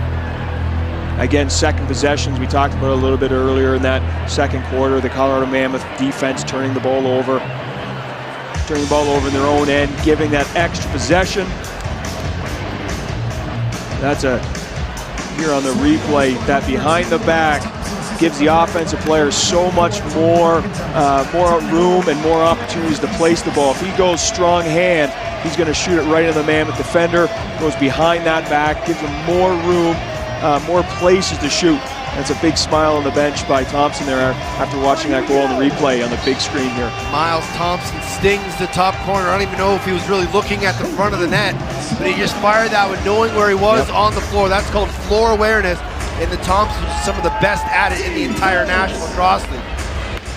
And he gets his team back to within 3, his second of the night with an assist to Jordan McIntosh. There's a big save from Dylan Ward on Lyle Thompson, and as a goaltender, you like to make the next save just to put the past one right, or the last one in the past. Lyle Thompson shot, Hope again jumping in front of that ball. He doesn't care. If you hit him with the shot, he doesn't care.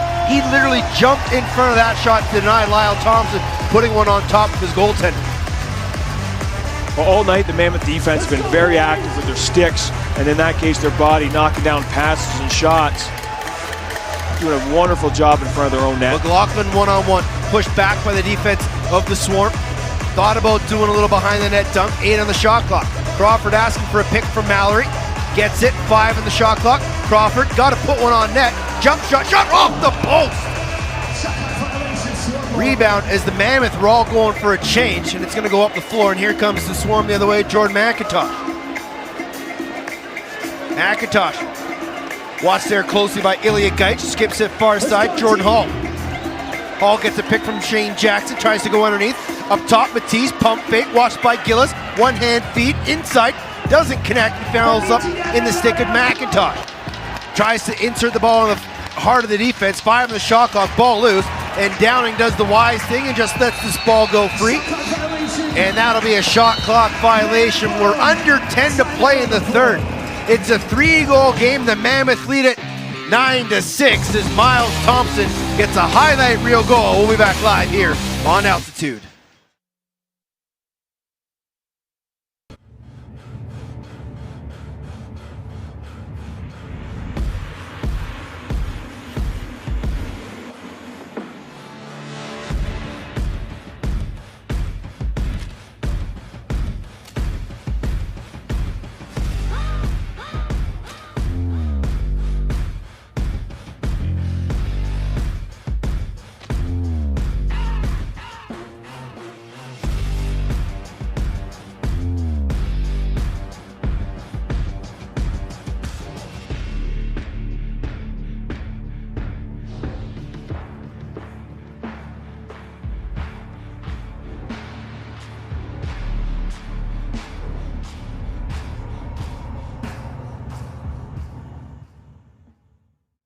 Tonight's game is brought to you in part by Sports Interaction, Canada's home for worldwide sports betting.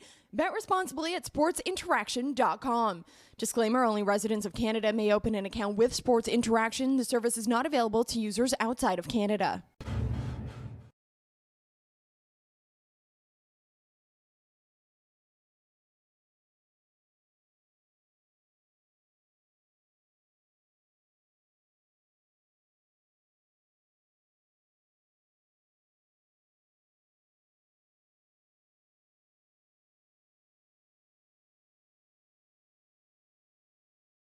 Center with the Mammoth leading 9-6.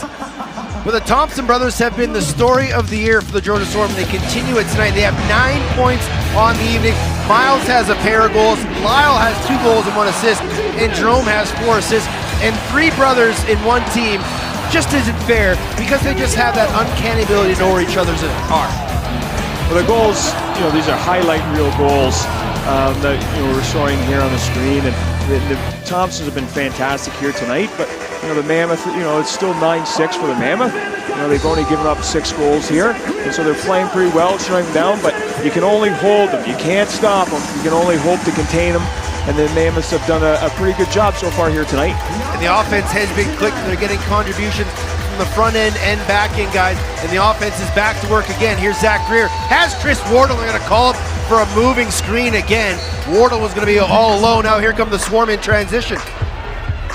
Ethan O'Connor to Brian Colt. And he fires out when a bouncer goes up and off the glass and out of play. And the Mammoth will get possession right back. Nice transition opportunity there for the Swarm, but just not the shot on net. The Mammoth have been successful here in this third quarter, working the left side. Let's see when the ball gets over here, how their pick and roll goes. Here goes McLaughlin in fight, goes 5-hole! And Mike Poulin had the ball bounce up and into his jersey, and the play was blown dead. The ball ended up in the back of the net. Mammoth fans cheering, but that easily waved off as the referee had blown play dead. But McLaughlin continued to go into the net hard. His motto of shoot till you're hot, shoot till you're not continues to reign true. Now here's Lyle Thompson.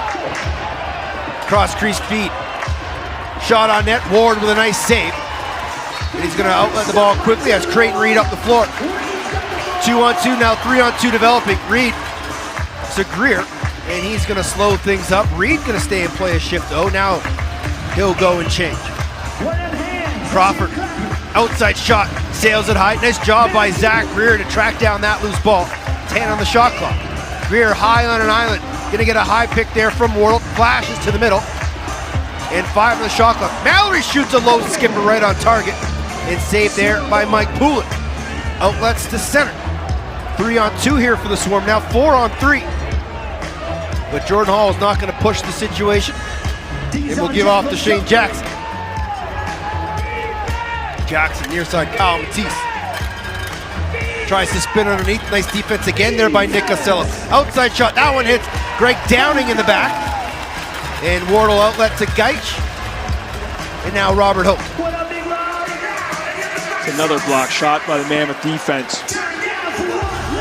It's not a stat that's kept in the National Lacrosse League, but it should be. It should be. And as a defenseman, it should be.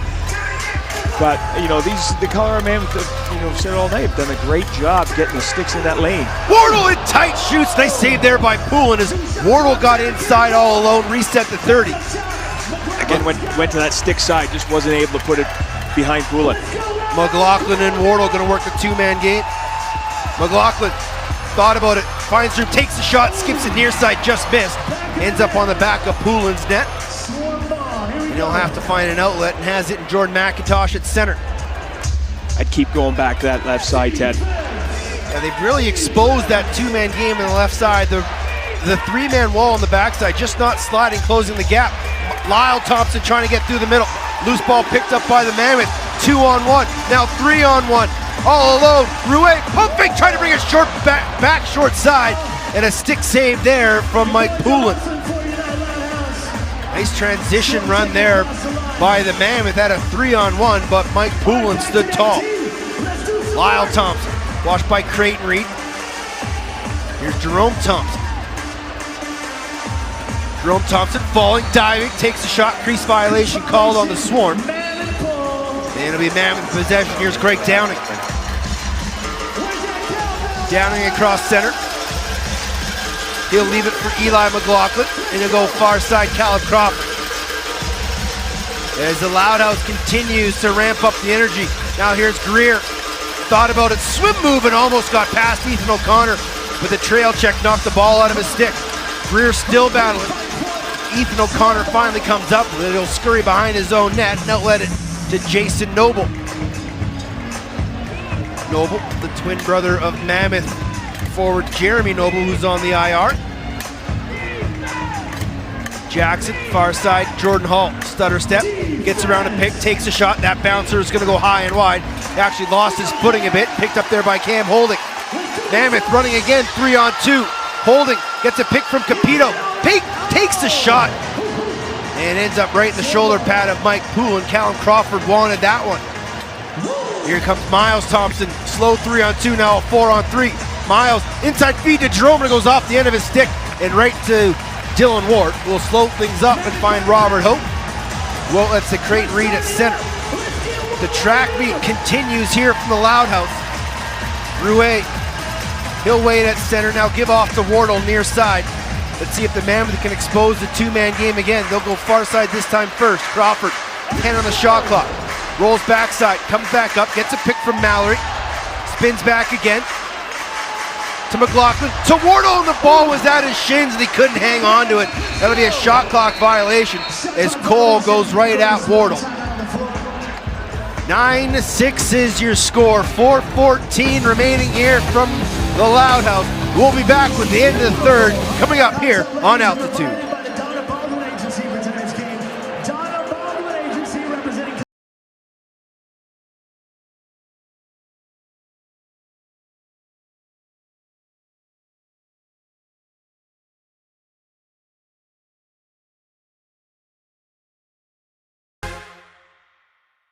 Tonight's game is brought to you in part by Sports Interaction, Canada's home for worldwide sports betting. Bet responsibly at sportsinteraction.com. Disclaimer, only residents of Canada may open an account with Sports Interaction. The service is not available to users outside of Canada. Tonight's game.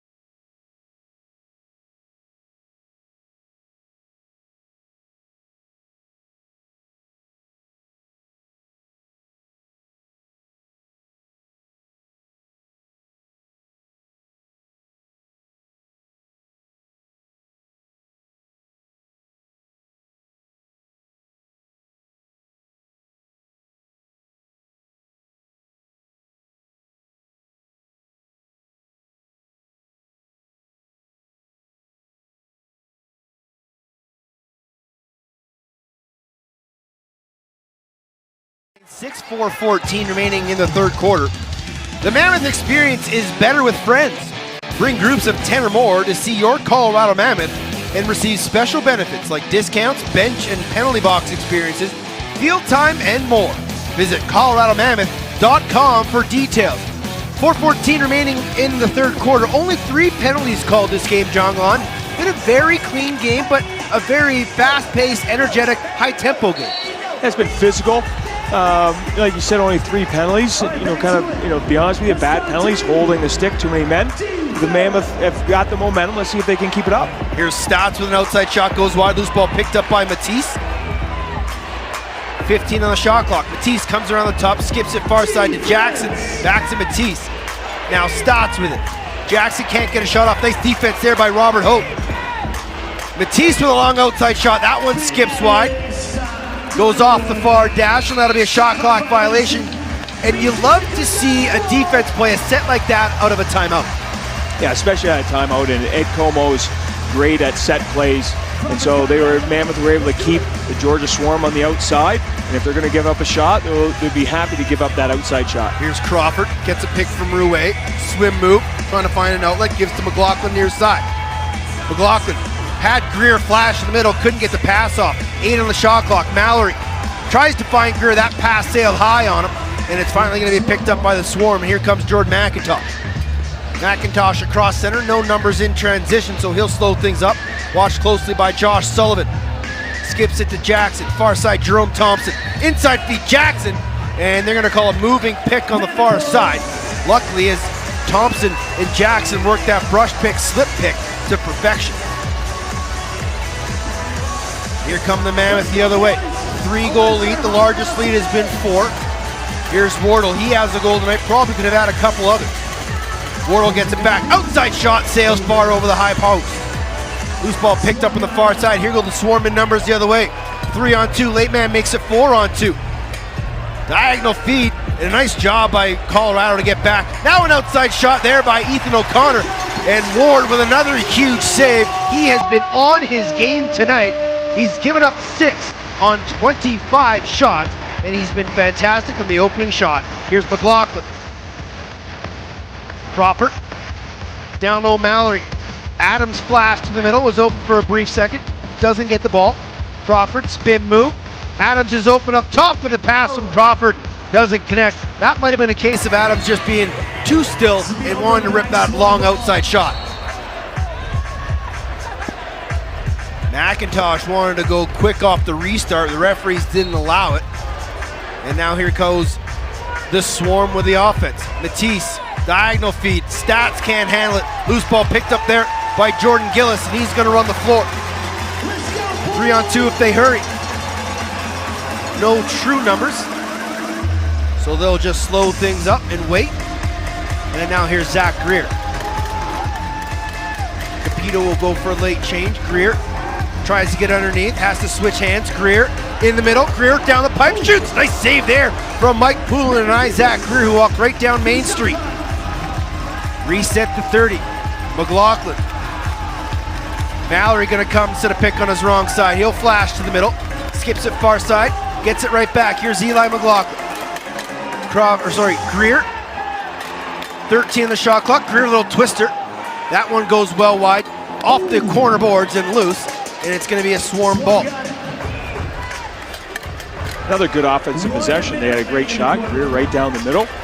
They're really working that left side. And the defense is holding their end.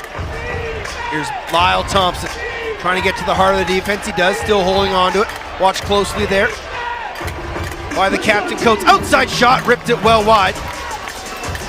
And loose ball, here goes Nick Costello. Oh, Nick Costello was almost off to the races, battling for it. There's no reset.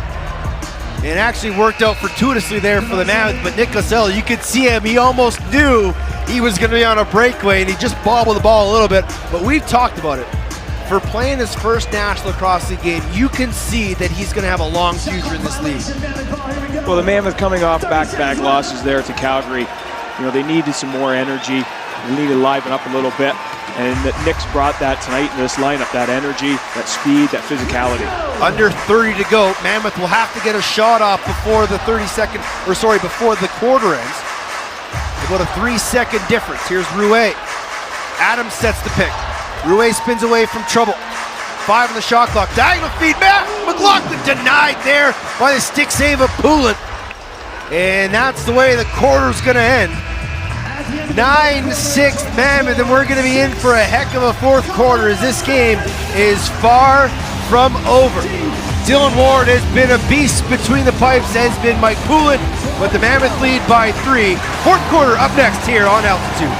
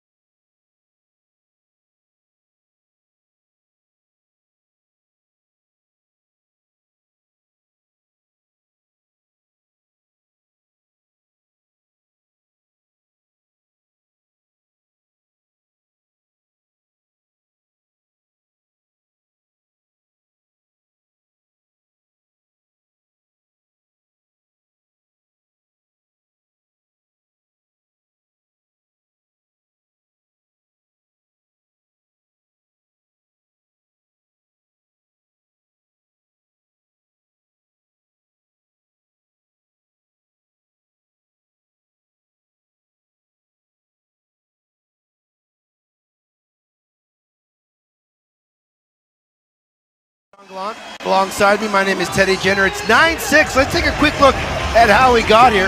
The 4-3 goal by Callum Crawford was a thing of beauty as always, as he's been on a mission tonight. Joey Capito shorthanded, made it 7-3, and that was the largest lead of the game. And then this goal right here by Zach Greer makes it 8-5 on the power play. And then the 9-5 goal in the second half was just another beautiful flip pass from Eli McLaughlin to Chris Wardle, his first of the night. And then the 9-6 goal, talk about things of beauty, jungle. That Miles Thompson over the shoulder, top corner. But only 2 goals scored in that quarter. Now, but this has been the quarter that's been really troublesome for the Colorado Mammoth, being outscored 19-8 in fourth quarters this year. Let's see if they can reverse that trend and send this game off on a winning note. Off the draw, first shot saved there by Dylan Ward. Got past him but bounced over the top of the net. Battling for the loose ball in the end line. And the Swarm come up with it. Noble gives it far side to Randy Stotts. Stotts, washed by Coates, comes around high. Gives it off, outside shot there by Jackson, loose ball. Downing had it for a moment, it's finally picked up there by Robert Hope. Hope sprints down, gets into the offensive zone. Now he's gonna have to retreat and find some space. Shots are 37-28 in favor of the Mammoth, as Dylan Ward has made 22 saves on the night. Here's Callum Crawford. Crawford gets a pick there from Mallory, floats high, skips it far side to Greer. Greer gets underneath, stutter step, shoots and scores! We talked about that left side being very productive in that third quarter. I thought the Mammoth did a great job of starting the ball on the right side, then swung it over to Greer. That forces the Georgia Swarm defense to move out. Great pick as they're sliding, the Swarm defense, as they sliding out. There's no one there on the second slide. And lets Greer right down, basically a breakaway from the hash marks in, and he's not going to miss when he's got that much time and room. The best part about that is the pick from Wardle was set on the high side, and the defense jump, which allowed that underneath move for Zach Greer to be wide open. That's a hat trick goal for Greer. Give assist to Callum Crawford, his third of the night, and Mike Mallory, his second time of the goal, 1-0-2. And here comes the Swarm the other way right away. And that ball is dislodged. It goes right to Dylan Ward. And here come the Mammoth with Brent Adams. Adams with speed, gets underneath, had a man cutting through, goes to the middle himself, gives off to Greer. Heavy outside shot from Greer. Poulin was out high to challenge that shot, took it off the shoulder. Here come the Swarm in transition. Chad Tutton, stutter step, had Dylan Ward stepping out but floated over the top, and it's picked up by Josh Sullivan. Sullivan's pass will go to Downing off the end, the sideboards. He'll cross center and give it back to Adams. Sorry, that's Jacob Rouet. Now Crawford. Far side, Zach Greer. Isolated, now McLaughlin will come run some interference. Back near side, Crawford. Crawford skips it to Greer. 5 on the shot clock. Greer's got to get one off. Step back shot just missed short side. That'll be a shot clock violation. Here go the Swarm the other way. Brian Cole waiting for help off the bench, finds it. Colorado's got to step out, and they do. And a nice shoulder save there by Dylan Ward. And Robert Hope picks it up in his own crease, finds Jordan Gillis. Colorado got lucky there. Gillis, the Wardle, pumping backside shoot, and they wave it off, no goal. Wardle had his second, but they wave it off, and the Swarm go the other way.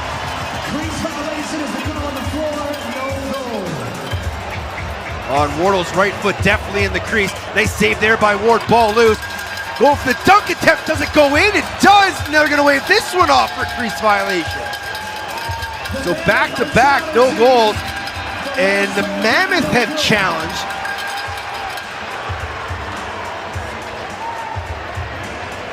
And it'll be interesting to see if they give this one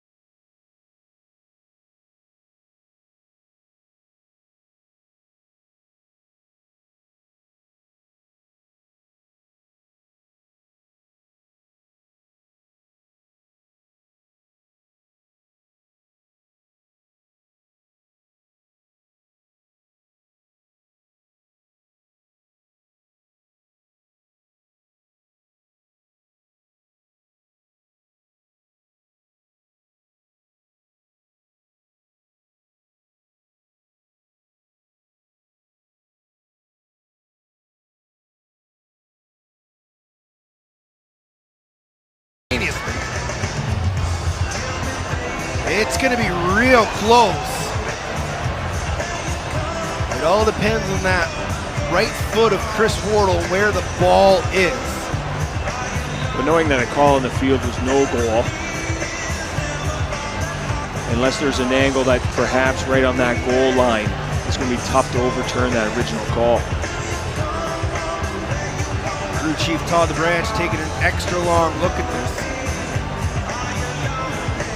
Frame by frame they go.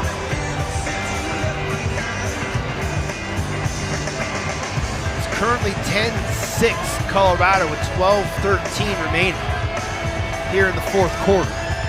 And they've led this entire game. There's been a few ties. In that first quarter, they exchanged goals, but ever since the second quarter, the Mammoth have had the lead in this game. And that's the one step that we talked about earlier in the game here that Colorado Mammoth have not been able to do is get those multi-goal runs in a row.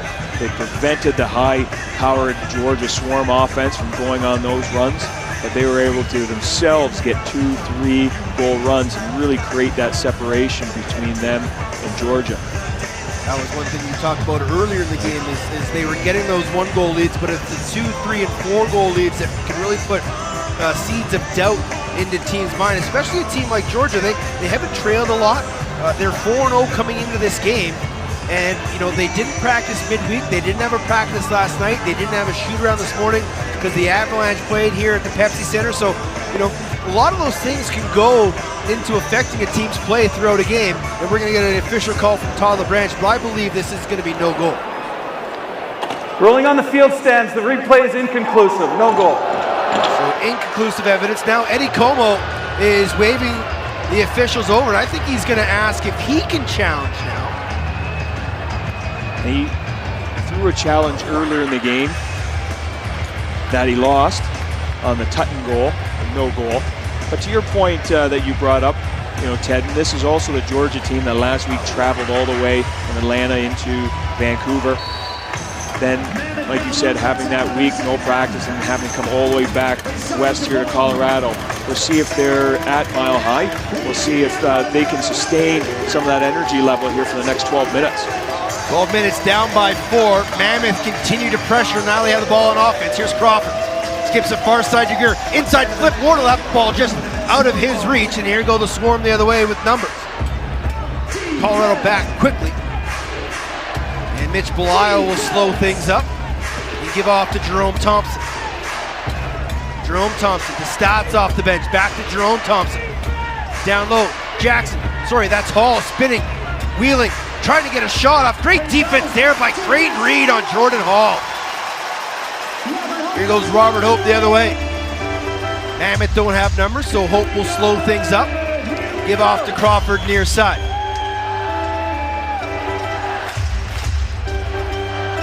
See what the Mammoth do with Jerome Thompson stuck out on defense. Here's Greer one-on-one with Tutton. Greer to McLaughlin. Stutter step, trying to jam it short side. A little bit of a pauser fake there by Eli McLaughlin, but Poulin held his post. Long outlet. Rannigan. He'll lead to Tutton.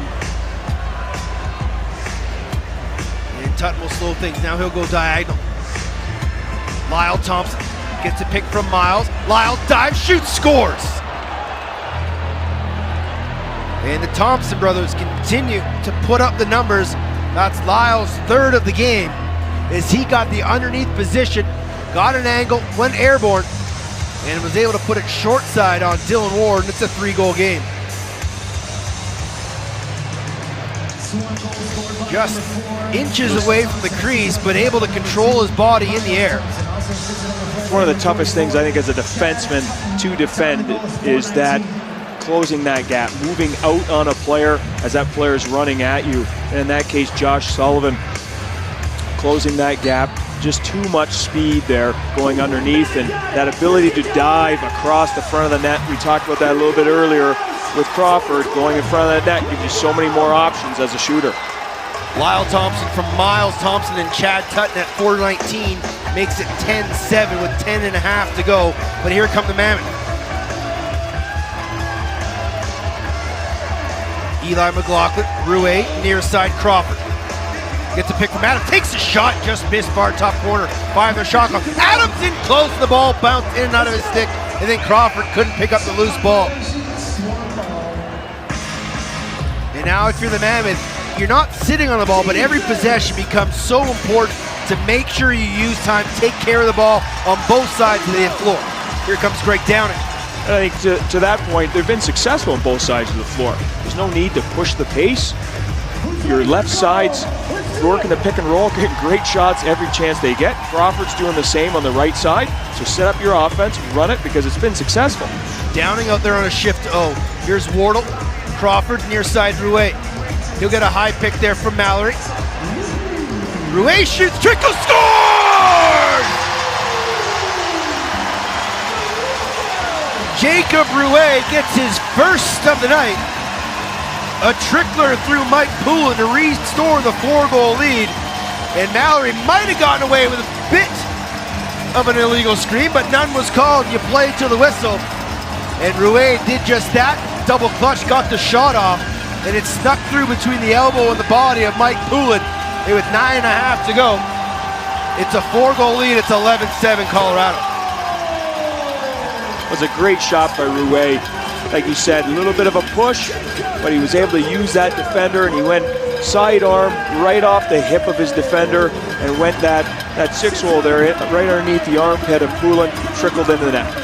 Rouet from Crawford and Wardle at 5:32. Unofficially, that's Crawford's 7th point of the night. 3 goals and 4 assists. And the Mammoth win the draw and get possession. And these are the types of situations you like. Score a goal, get the ball back, and keep this defense on the floor. Here's Crawford, comes high. Backhand flip to Rouet. Shoot, score! Back-to-back tallies for Jacob Rouet, and it's a 5-goal lead for Colorado. Well, the right side said to the left side there, if you guys can run the pick and roll, we're going to run it too. A nice pick and roll, nice little pass by Crawford, a little bit low. Rouet was able to gather it up and go far side. He didn't clutch it, he didn't take an extra cradle, he just caught it, left his feet, and Mike Poulin will make his way off the floor, and on comes Brody McDonald, who hasn't seen a lot of floor time.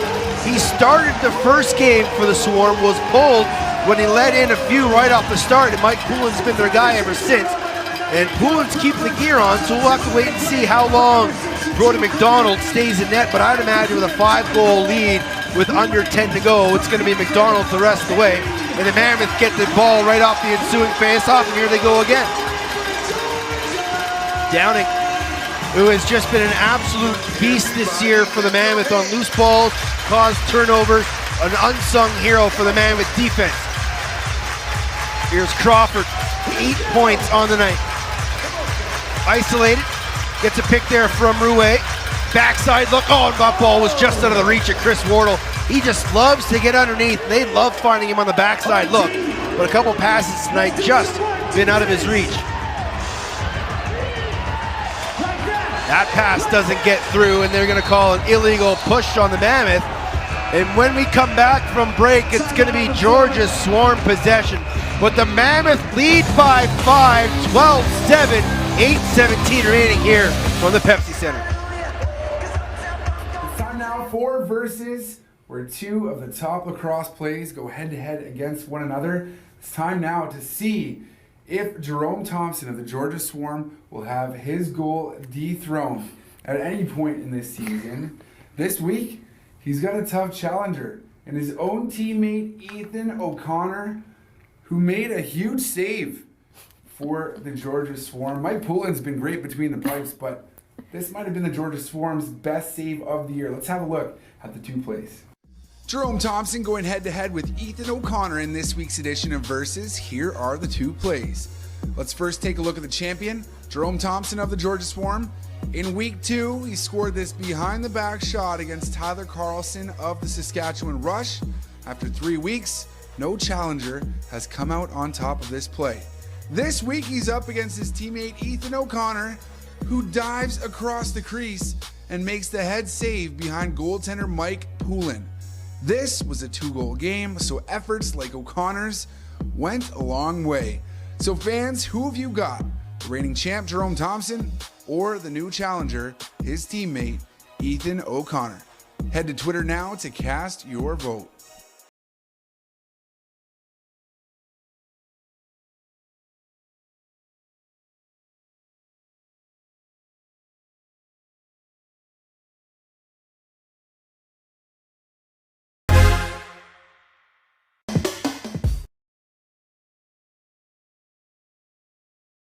Of the National Lacrosse League Incorporated may not be retransmitted, reproduced, or rebroadcasted without the express written consent of the National Lacrosse League. Coming into this game, Jacob Rouet had 4 goals, and he scored 2 back-to-back, and it's really extended this league.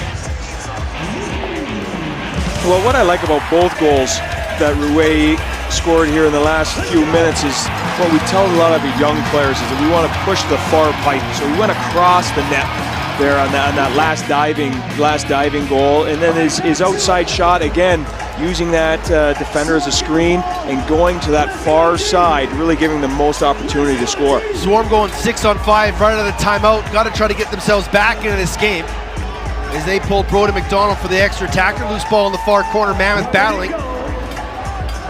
Robert Hope in there doing yeoman's work as he often does, picks it up.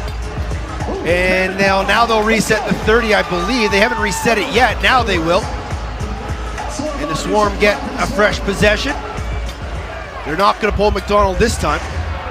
And they'll play straight up 5-on-5. Here's Lyle Thompson. Watched there by Creighton Reed. Comes around the top, trying to find an outlet. Had Jerome in the middle. Give off to Shane Jackson. He takes a shot. Took a deflection on the way to the net. Nice save there by Dylan Ward. 10 on the shot clock. Reset inside, wide open Jackson. And he scores. Lost the man in the confusion of where that loose ball was, and defensemen without their heads on swivels allowed Jackson to be wide open. Well, the time scorers situation, and realizing there's 7 minutes left, the Mammoth don't necessarily need to push the pace, and after that shot, several Mammoth defenders try to push the pace up the floor, maybe get a fast break. Well, the Georgia Swarm, they're just going to crash the net because they need goals quickly. And so a great goal right in front of the net by Jackson. Jackson from Matisse at 7:32, and this Ocello picks up his own loose ball off the face-off and goes right at Chad Tutton. And the local Denver native gets a rousing round of applause from the Mammoth faithful. Here's Greer, dives, tries to go far side, and crashes into Brody McDonald, crease violation. It'll be Georgia possession. Here comes McIntosh. Far side. And I believe that's Chad Tutton. Nope, sorry, that's Kyle Matisse, 46. To Stotts, 13 the shot clock. Stotts, step back, kick save there by Dylan Ward. Ball's loose, bodies converge all over Randy Stotts. Nice job by Robert Hope just to kick the ball up the floor into space. Battling for it, finds it. Got to be careful of the center timeline. Nice job by Josh Sullivan, but that's going to be an over and back possession. And there a whistle will be blown. And it'll be Georgia ball. 6.5 to go. Mammoth leading 12-8, looking to hand the Swarm their first loss of the season and break a 2-game losing streak in the process. Here's Lyle Thompson to Shane Jackson, the latest goal scorer for the Swarm. He tries to go underneath. Nice defense there by Colorado. Outside shot. Again hits the body in the front on the way to the net. Thompson, step back, shoots. That one missed. Loose ball, one hand pick up there by Geich. And they don't give him the reset, which was surprising, and it's going to be Colorado ball. Georgia coaching staff not happy with that call there. Looked like Ilya Geich there scooped that ball up, had 1, 2, maybe even 3 cradles. Did not get that reset. The Mammoth will take it though.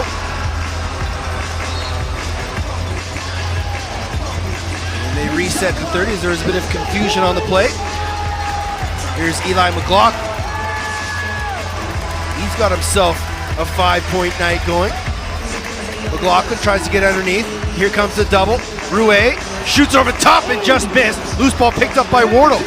Finds Rouet again, shoots, hit the body, hits the post, and then Wardle puts the rebound in the back of the net.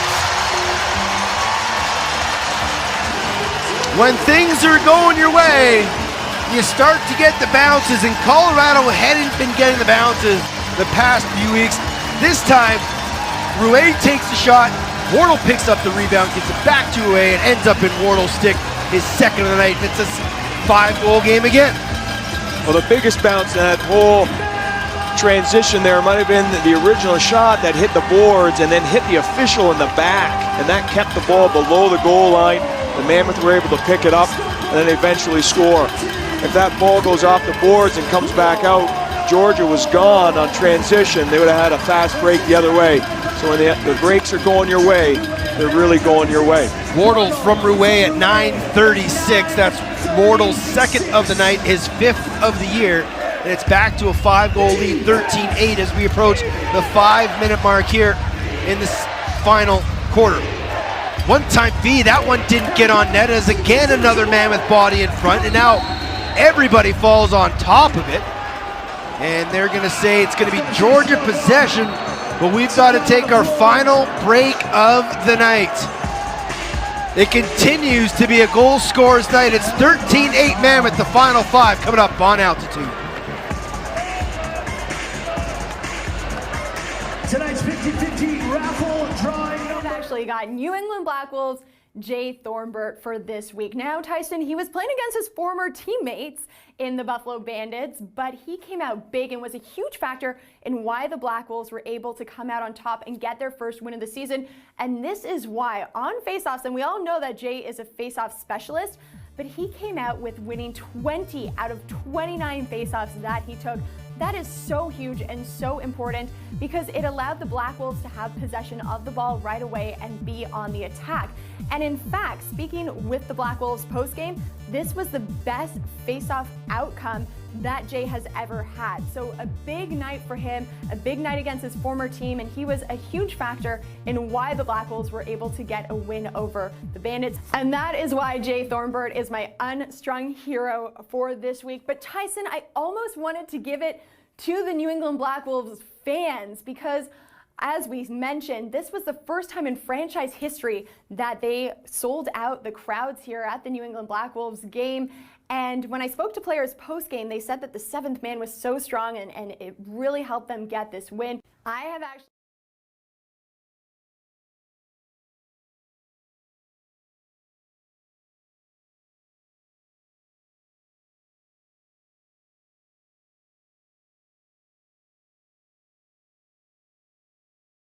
Loud House with the Mammoth have a 5-goal lead, 13-8.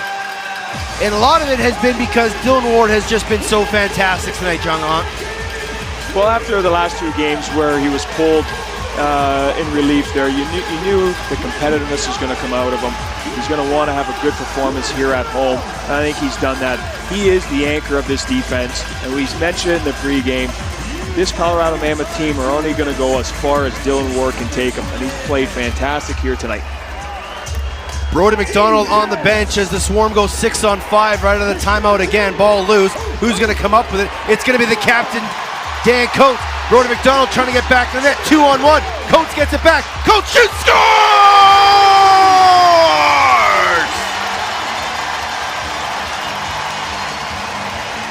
Coates in transition worked it to perfection with Joey Capito. And the captain gets his 2nd of the year. And that all started because it was 6-on-5 for the Swarm. They had Brody McDonald out of the net, and he just couldn't get himself back set in time. And the Mammoth captain was able to take advantage. Well, you're wondering if he was going to shoot that ball maybe from center there and try to beat McDonald getting back to the net. Chose to go to 2-on-1. Obviously worked out very well. But again, that's offense from the defensive end, and that's what we have not seen in the past 2 games, at least, from the Colorado Mammoth. Off the ensuing face-off, the Swarm win possession. Jordan McIntosh trying to find an outlet, gives it to Chad Thompson. One-time shot there from Kyle Matisse. Beats Dylan Ward, bounces it, who bounced it far side past Ward. And the Swarm get one quickly back to make it 14-9. Little quick stick, far side. Gets Dylan Ward going from his left to his right, and shoots it back across the grain. We talked about it earlier with Rouet, using that stick, getting it out in front of you, giving you more options as an offensive shooter. That all started off the draw from McIntosh. He ran all the way behind the net and then just cycled the ball, and the Mammoth defense wasn't able to get themselves quite set. That's the tease from Miles Thompson and Shane Jackson at 10:34. And the Mammoth have possession, 4:14 remaining here in the fourth quarter. Callum Crawford. Crawford, 3 goals, 5 assists, is your player of the game tonight, and he's been another absolutely fantastic warrior on the offensive floor as he battles for that loose ball along with Mike Mallory. The Swarm come up with the possession, 2-on-1 the other way. Gillis trying to get back. O'Connor takes a shot, saved there by Ward. Loose ball going to be picked up by Jordan Gillis. Runs away from trouble, outlets it near side to Greg Downing. And the Mammoth are able to get over center, and it's in the stick of Callum Crawford with 3.5 to go. Rouet. Wardle. Down low, Zach Greer. Crawford, bit of an isolation. Spins underneath. And then gets wrapped up in an easy call by the officials. And the Mammoth are going to go on a late power play. They're 1 for 1 on the night. This is just the 4th penalty called all game. And the Mammoth are 1 for 1. The Swarm 1 for 2. And that's just as easy a call as you're going to make. 2 minutes hold on Chad Tutton. Sorry, that's Jordan McIntosh, 24. And so with 3:22, the Mammoth will have a full 2 minutes to work with a man advantage. Crawford, McLaughlin, Greer, Wardle, and Rouet. And this power play has looked pretty good with Eli McLaughlin setting things up at the point. I like how they're moving the ball around. There's no rush here. 3 minutes left in the game. They're going to use most of this 30-second shot clock. Greer tries to get inside. Nice slide defense there by the Swarm, and here comes Georgia the other way, Chad Tutton. Tutton, double team, nicely done there by the defense of Zach Greer, who tracked all the way back to his defensive end to dislodge the ball from Chad Tutton's stick. And the Mammoth go back to the power play, and just like you said, John Gallant, no real rush, just slowing things down. And we talked about it earlier, they're paying so much attention to Chris Wardle behind the net, it just leaves so much room for Zach Greer and Eli McLaughlin, that left shooter spot. Here is Greer. Crawford, pump fake, takes the shot, saved by McDonald, ball loose. And it's picked up there by Lyle Thompson. Lyle Thompson, what a move, split dodge, shoots, scores! Wow, what a split dodge by Lyle Thompson on Creighton Reed. And he gets his 4th of the night, and it's 14-10. Well, that split dodge was so quick, he almost knocked himself off his own feet there. But this is the one thing, ooh, that little stutter got Creighton Reed to bite on a little bit. But that's the one thing as a power play offense, you're up 5 goals, 2 minutes left, you're on the power play, you can't give up transition going the other way. And Georgia's going to push the ball. They got the ball, it was a slow transition, but you can see the athleticism the Thompsons have showed here tonight, both with their stick and obviously in that goal with their feet. Miles Thompson unassisted, 12:51 short-handed. Still 40 seconds remaining on the minor to Jordan McIntosh, so the man is still on the power play. As we are under 2 minutes to go here from the Loud House, as the fans slowly start to come to their feet, which is the Colorado tradition. McLaughlin to Greer, to Rouet. He'll shoot, trying to go 5-hole. McDonald kept the stick on the ground, made the save, and outlets it quick to the Krepinczak. 90 seconds to go. Randy Stotts, watched there by Ilya Gaich. They're not going to pull the goaltender, going to play this straight up. Here's Jordan Hall, spins away from trouble, stat shot, takes it. Easy save there from Dylan Ward. And we're back to even strength as Jordan McIntosh is out. Robert Hope has it on the good side of center. Hope to Crawford in a dangerous position. He's got to tightrope the line. Crawford will slow things up and give it to Eli McLaughlin. Now you're okay with using full 30 seconds as we're into the final minute of play here from the Pepsi Center.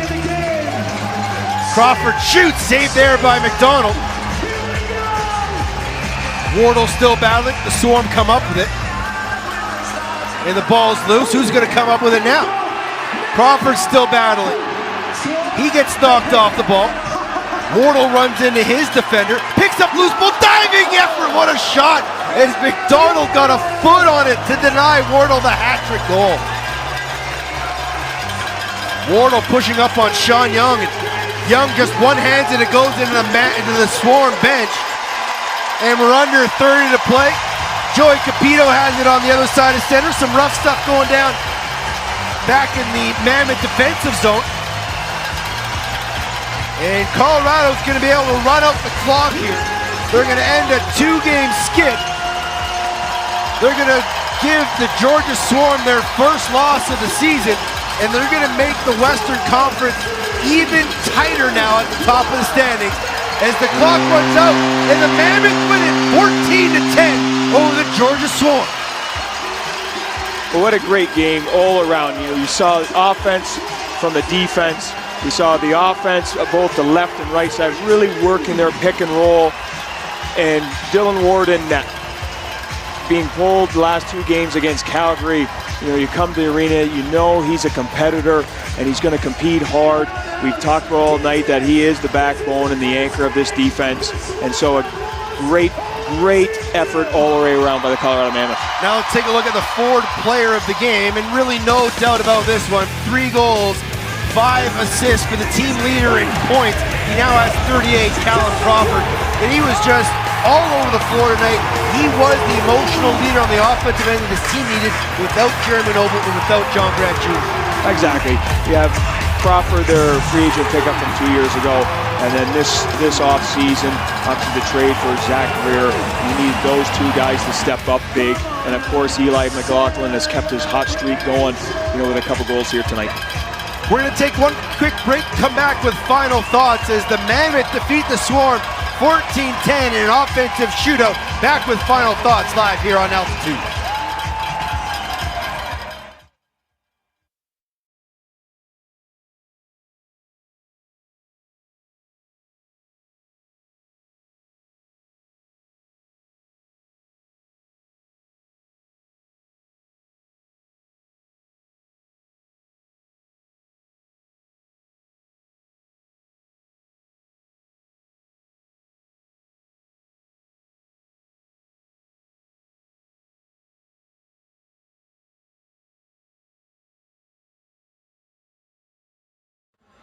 Colorado Mammoth lacrosse on Altitude.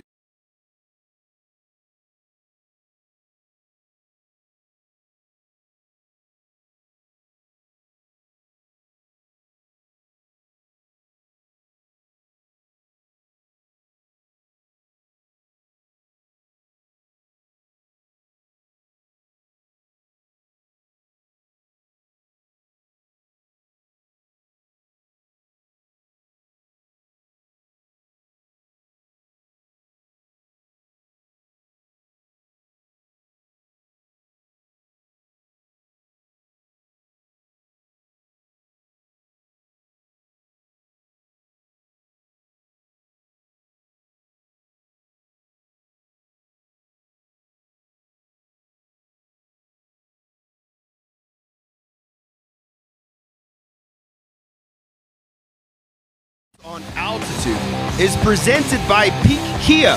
It's a great idea. By Ideal Home Loans. First they listen, then they lend. And by the Ford F-150. Get the truck that was made to work. Ford F-150. Built better, built stronger, built Ford tough.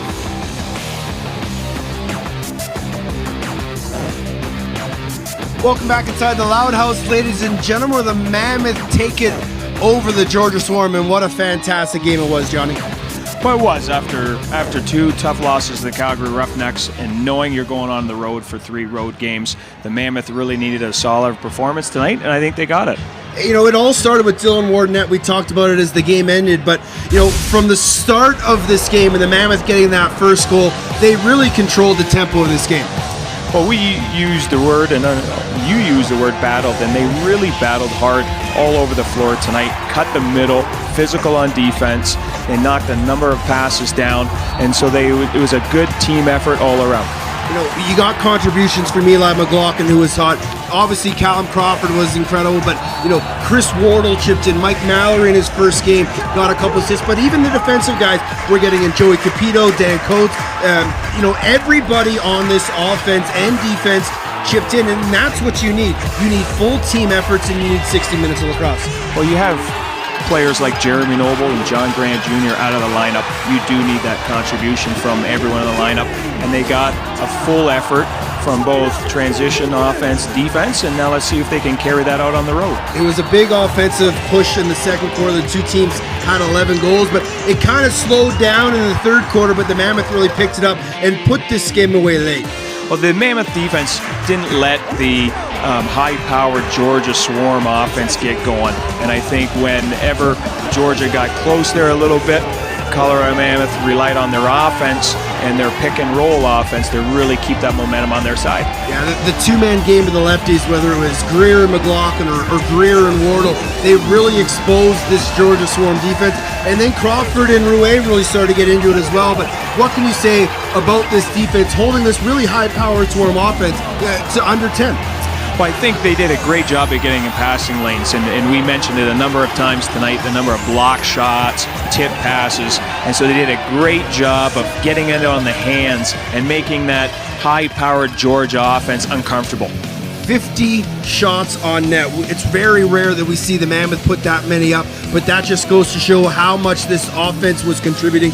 But how clean this game was what really surprised me. Absolutely, and they did both. We've talked about it a lot here. They did a great job really putting stress on that Georgia defense and then getting in those passing lanes like we talked about. A very good game. Now it's carried out on the road. They have to go on the road to take on the Vancouver Stealth next weekend, and then it's the Rush. And then you never know what's going to happen with this club, because the final score tonight, 14-10, Colorado over Georgia. Be sure to join us Friday, March 3rd at 7:30 p.m. when your Mammoth face off against the Calgary Roughnecks on 303 Day here at the Loud House. For information on tickets and the upcoming schedule, please visit coloradomammoth.com. For myself, Teddy Jenner, and Johnny Gallant and the entire crew, thanks for your company, and it's goodbye for now.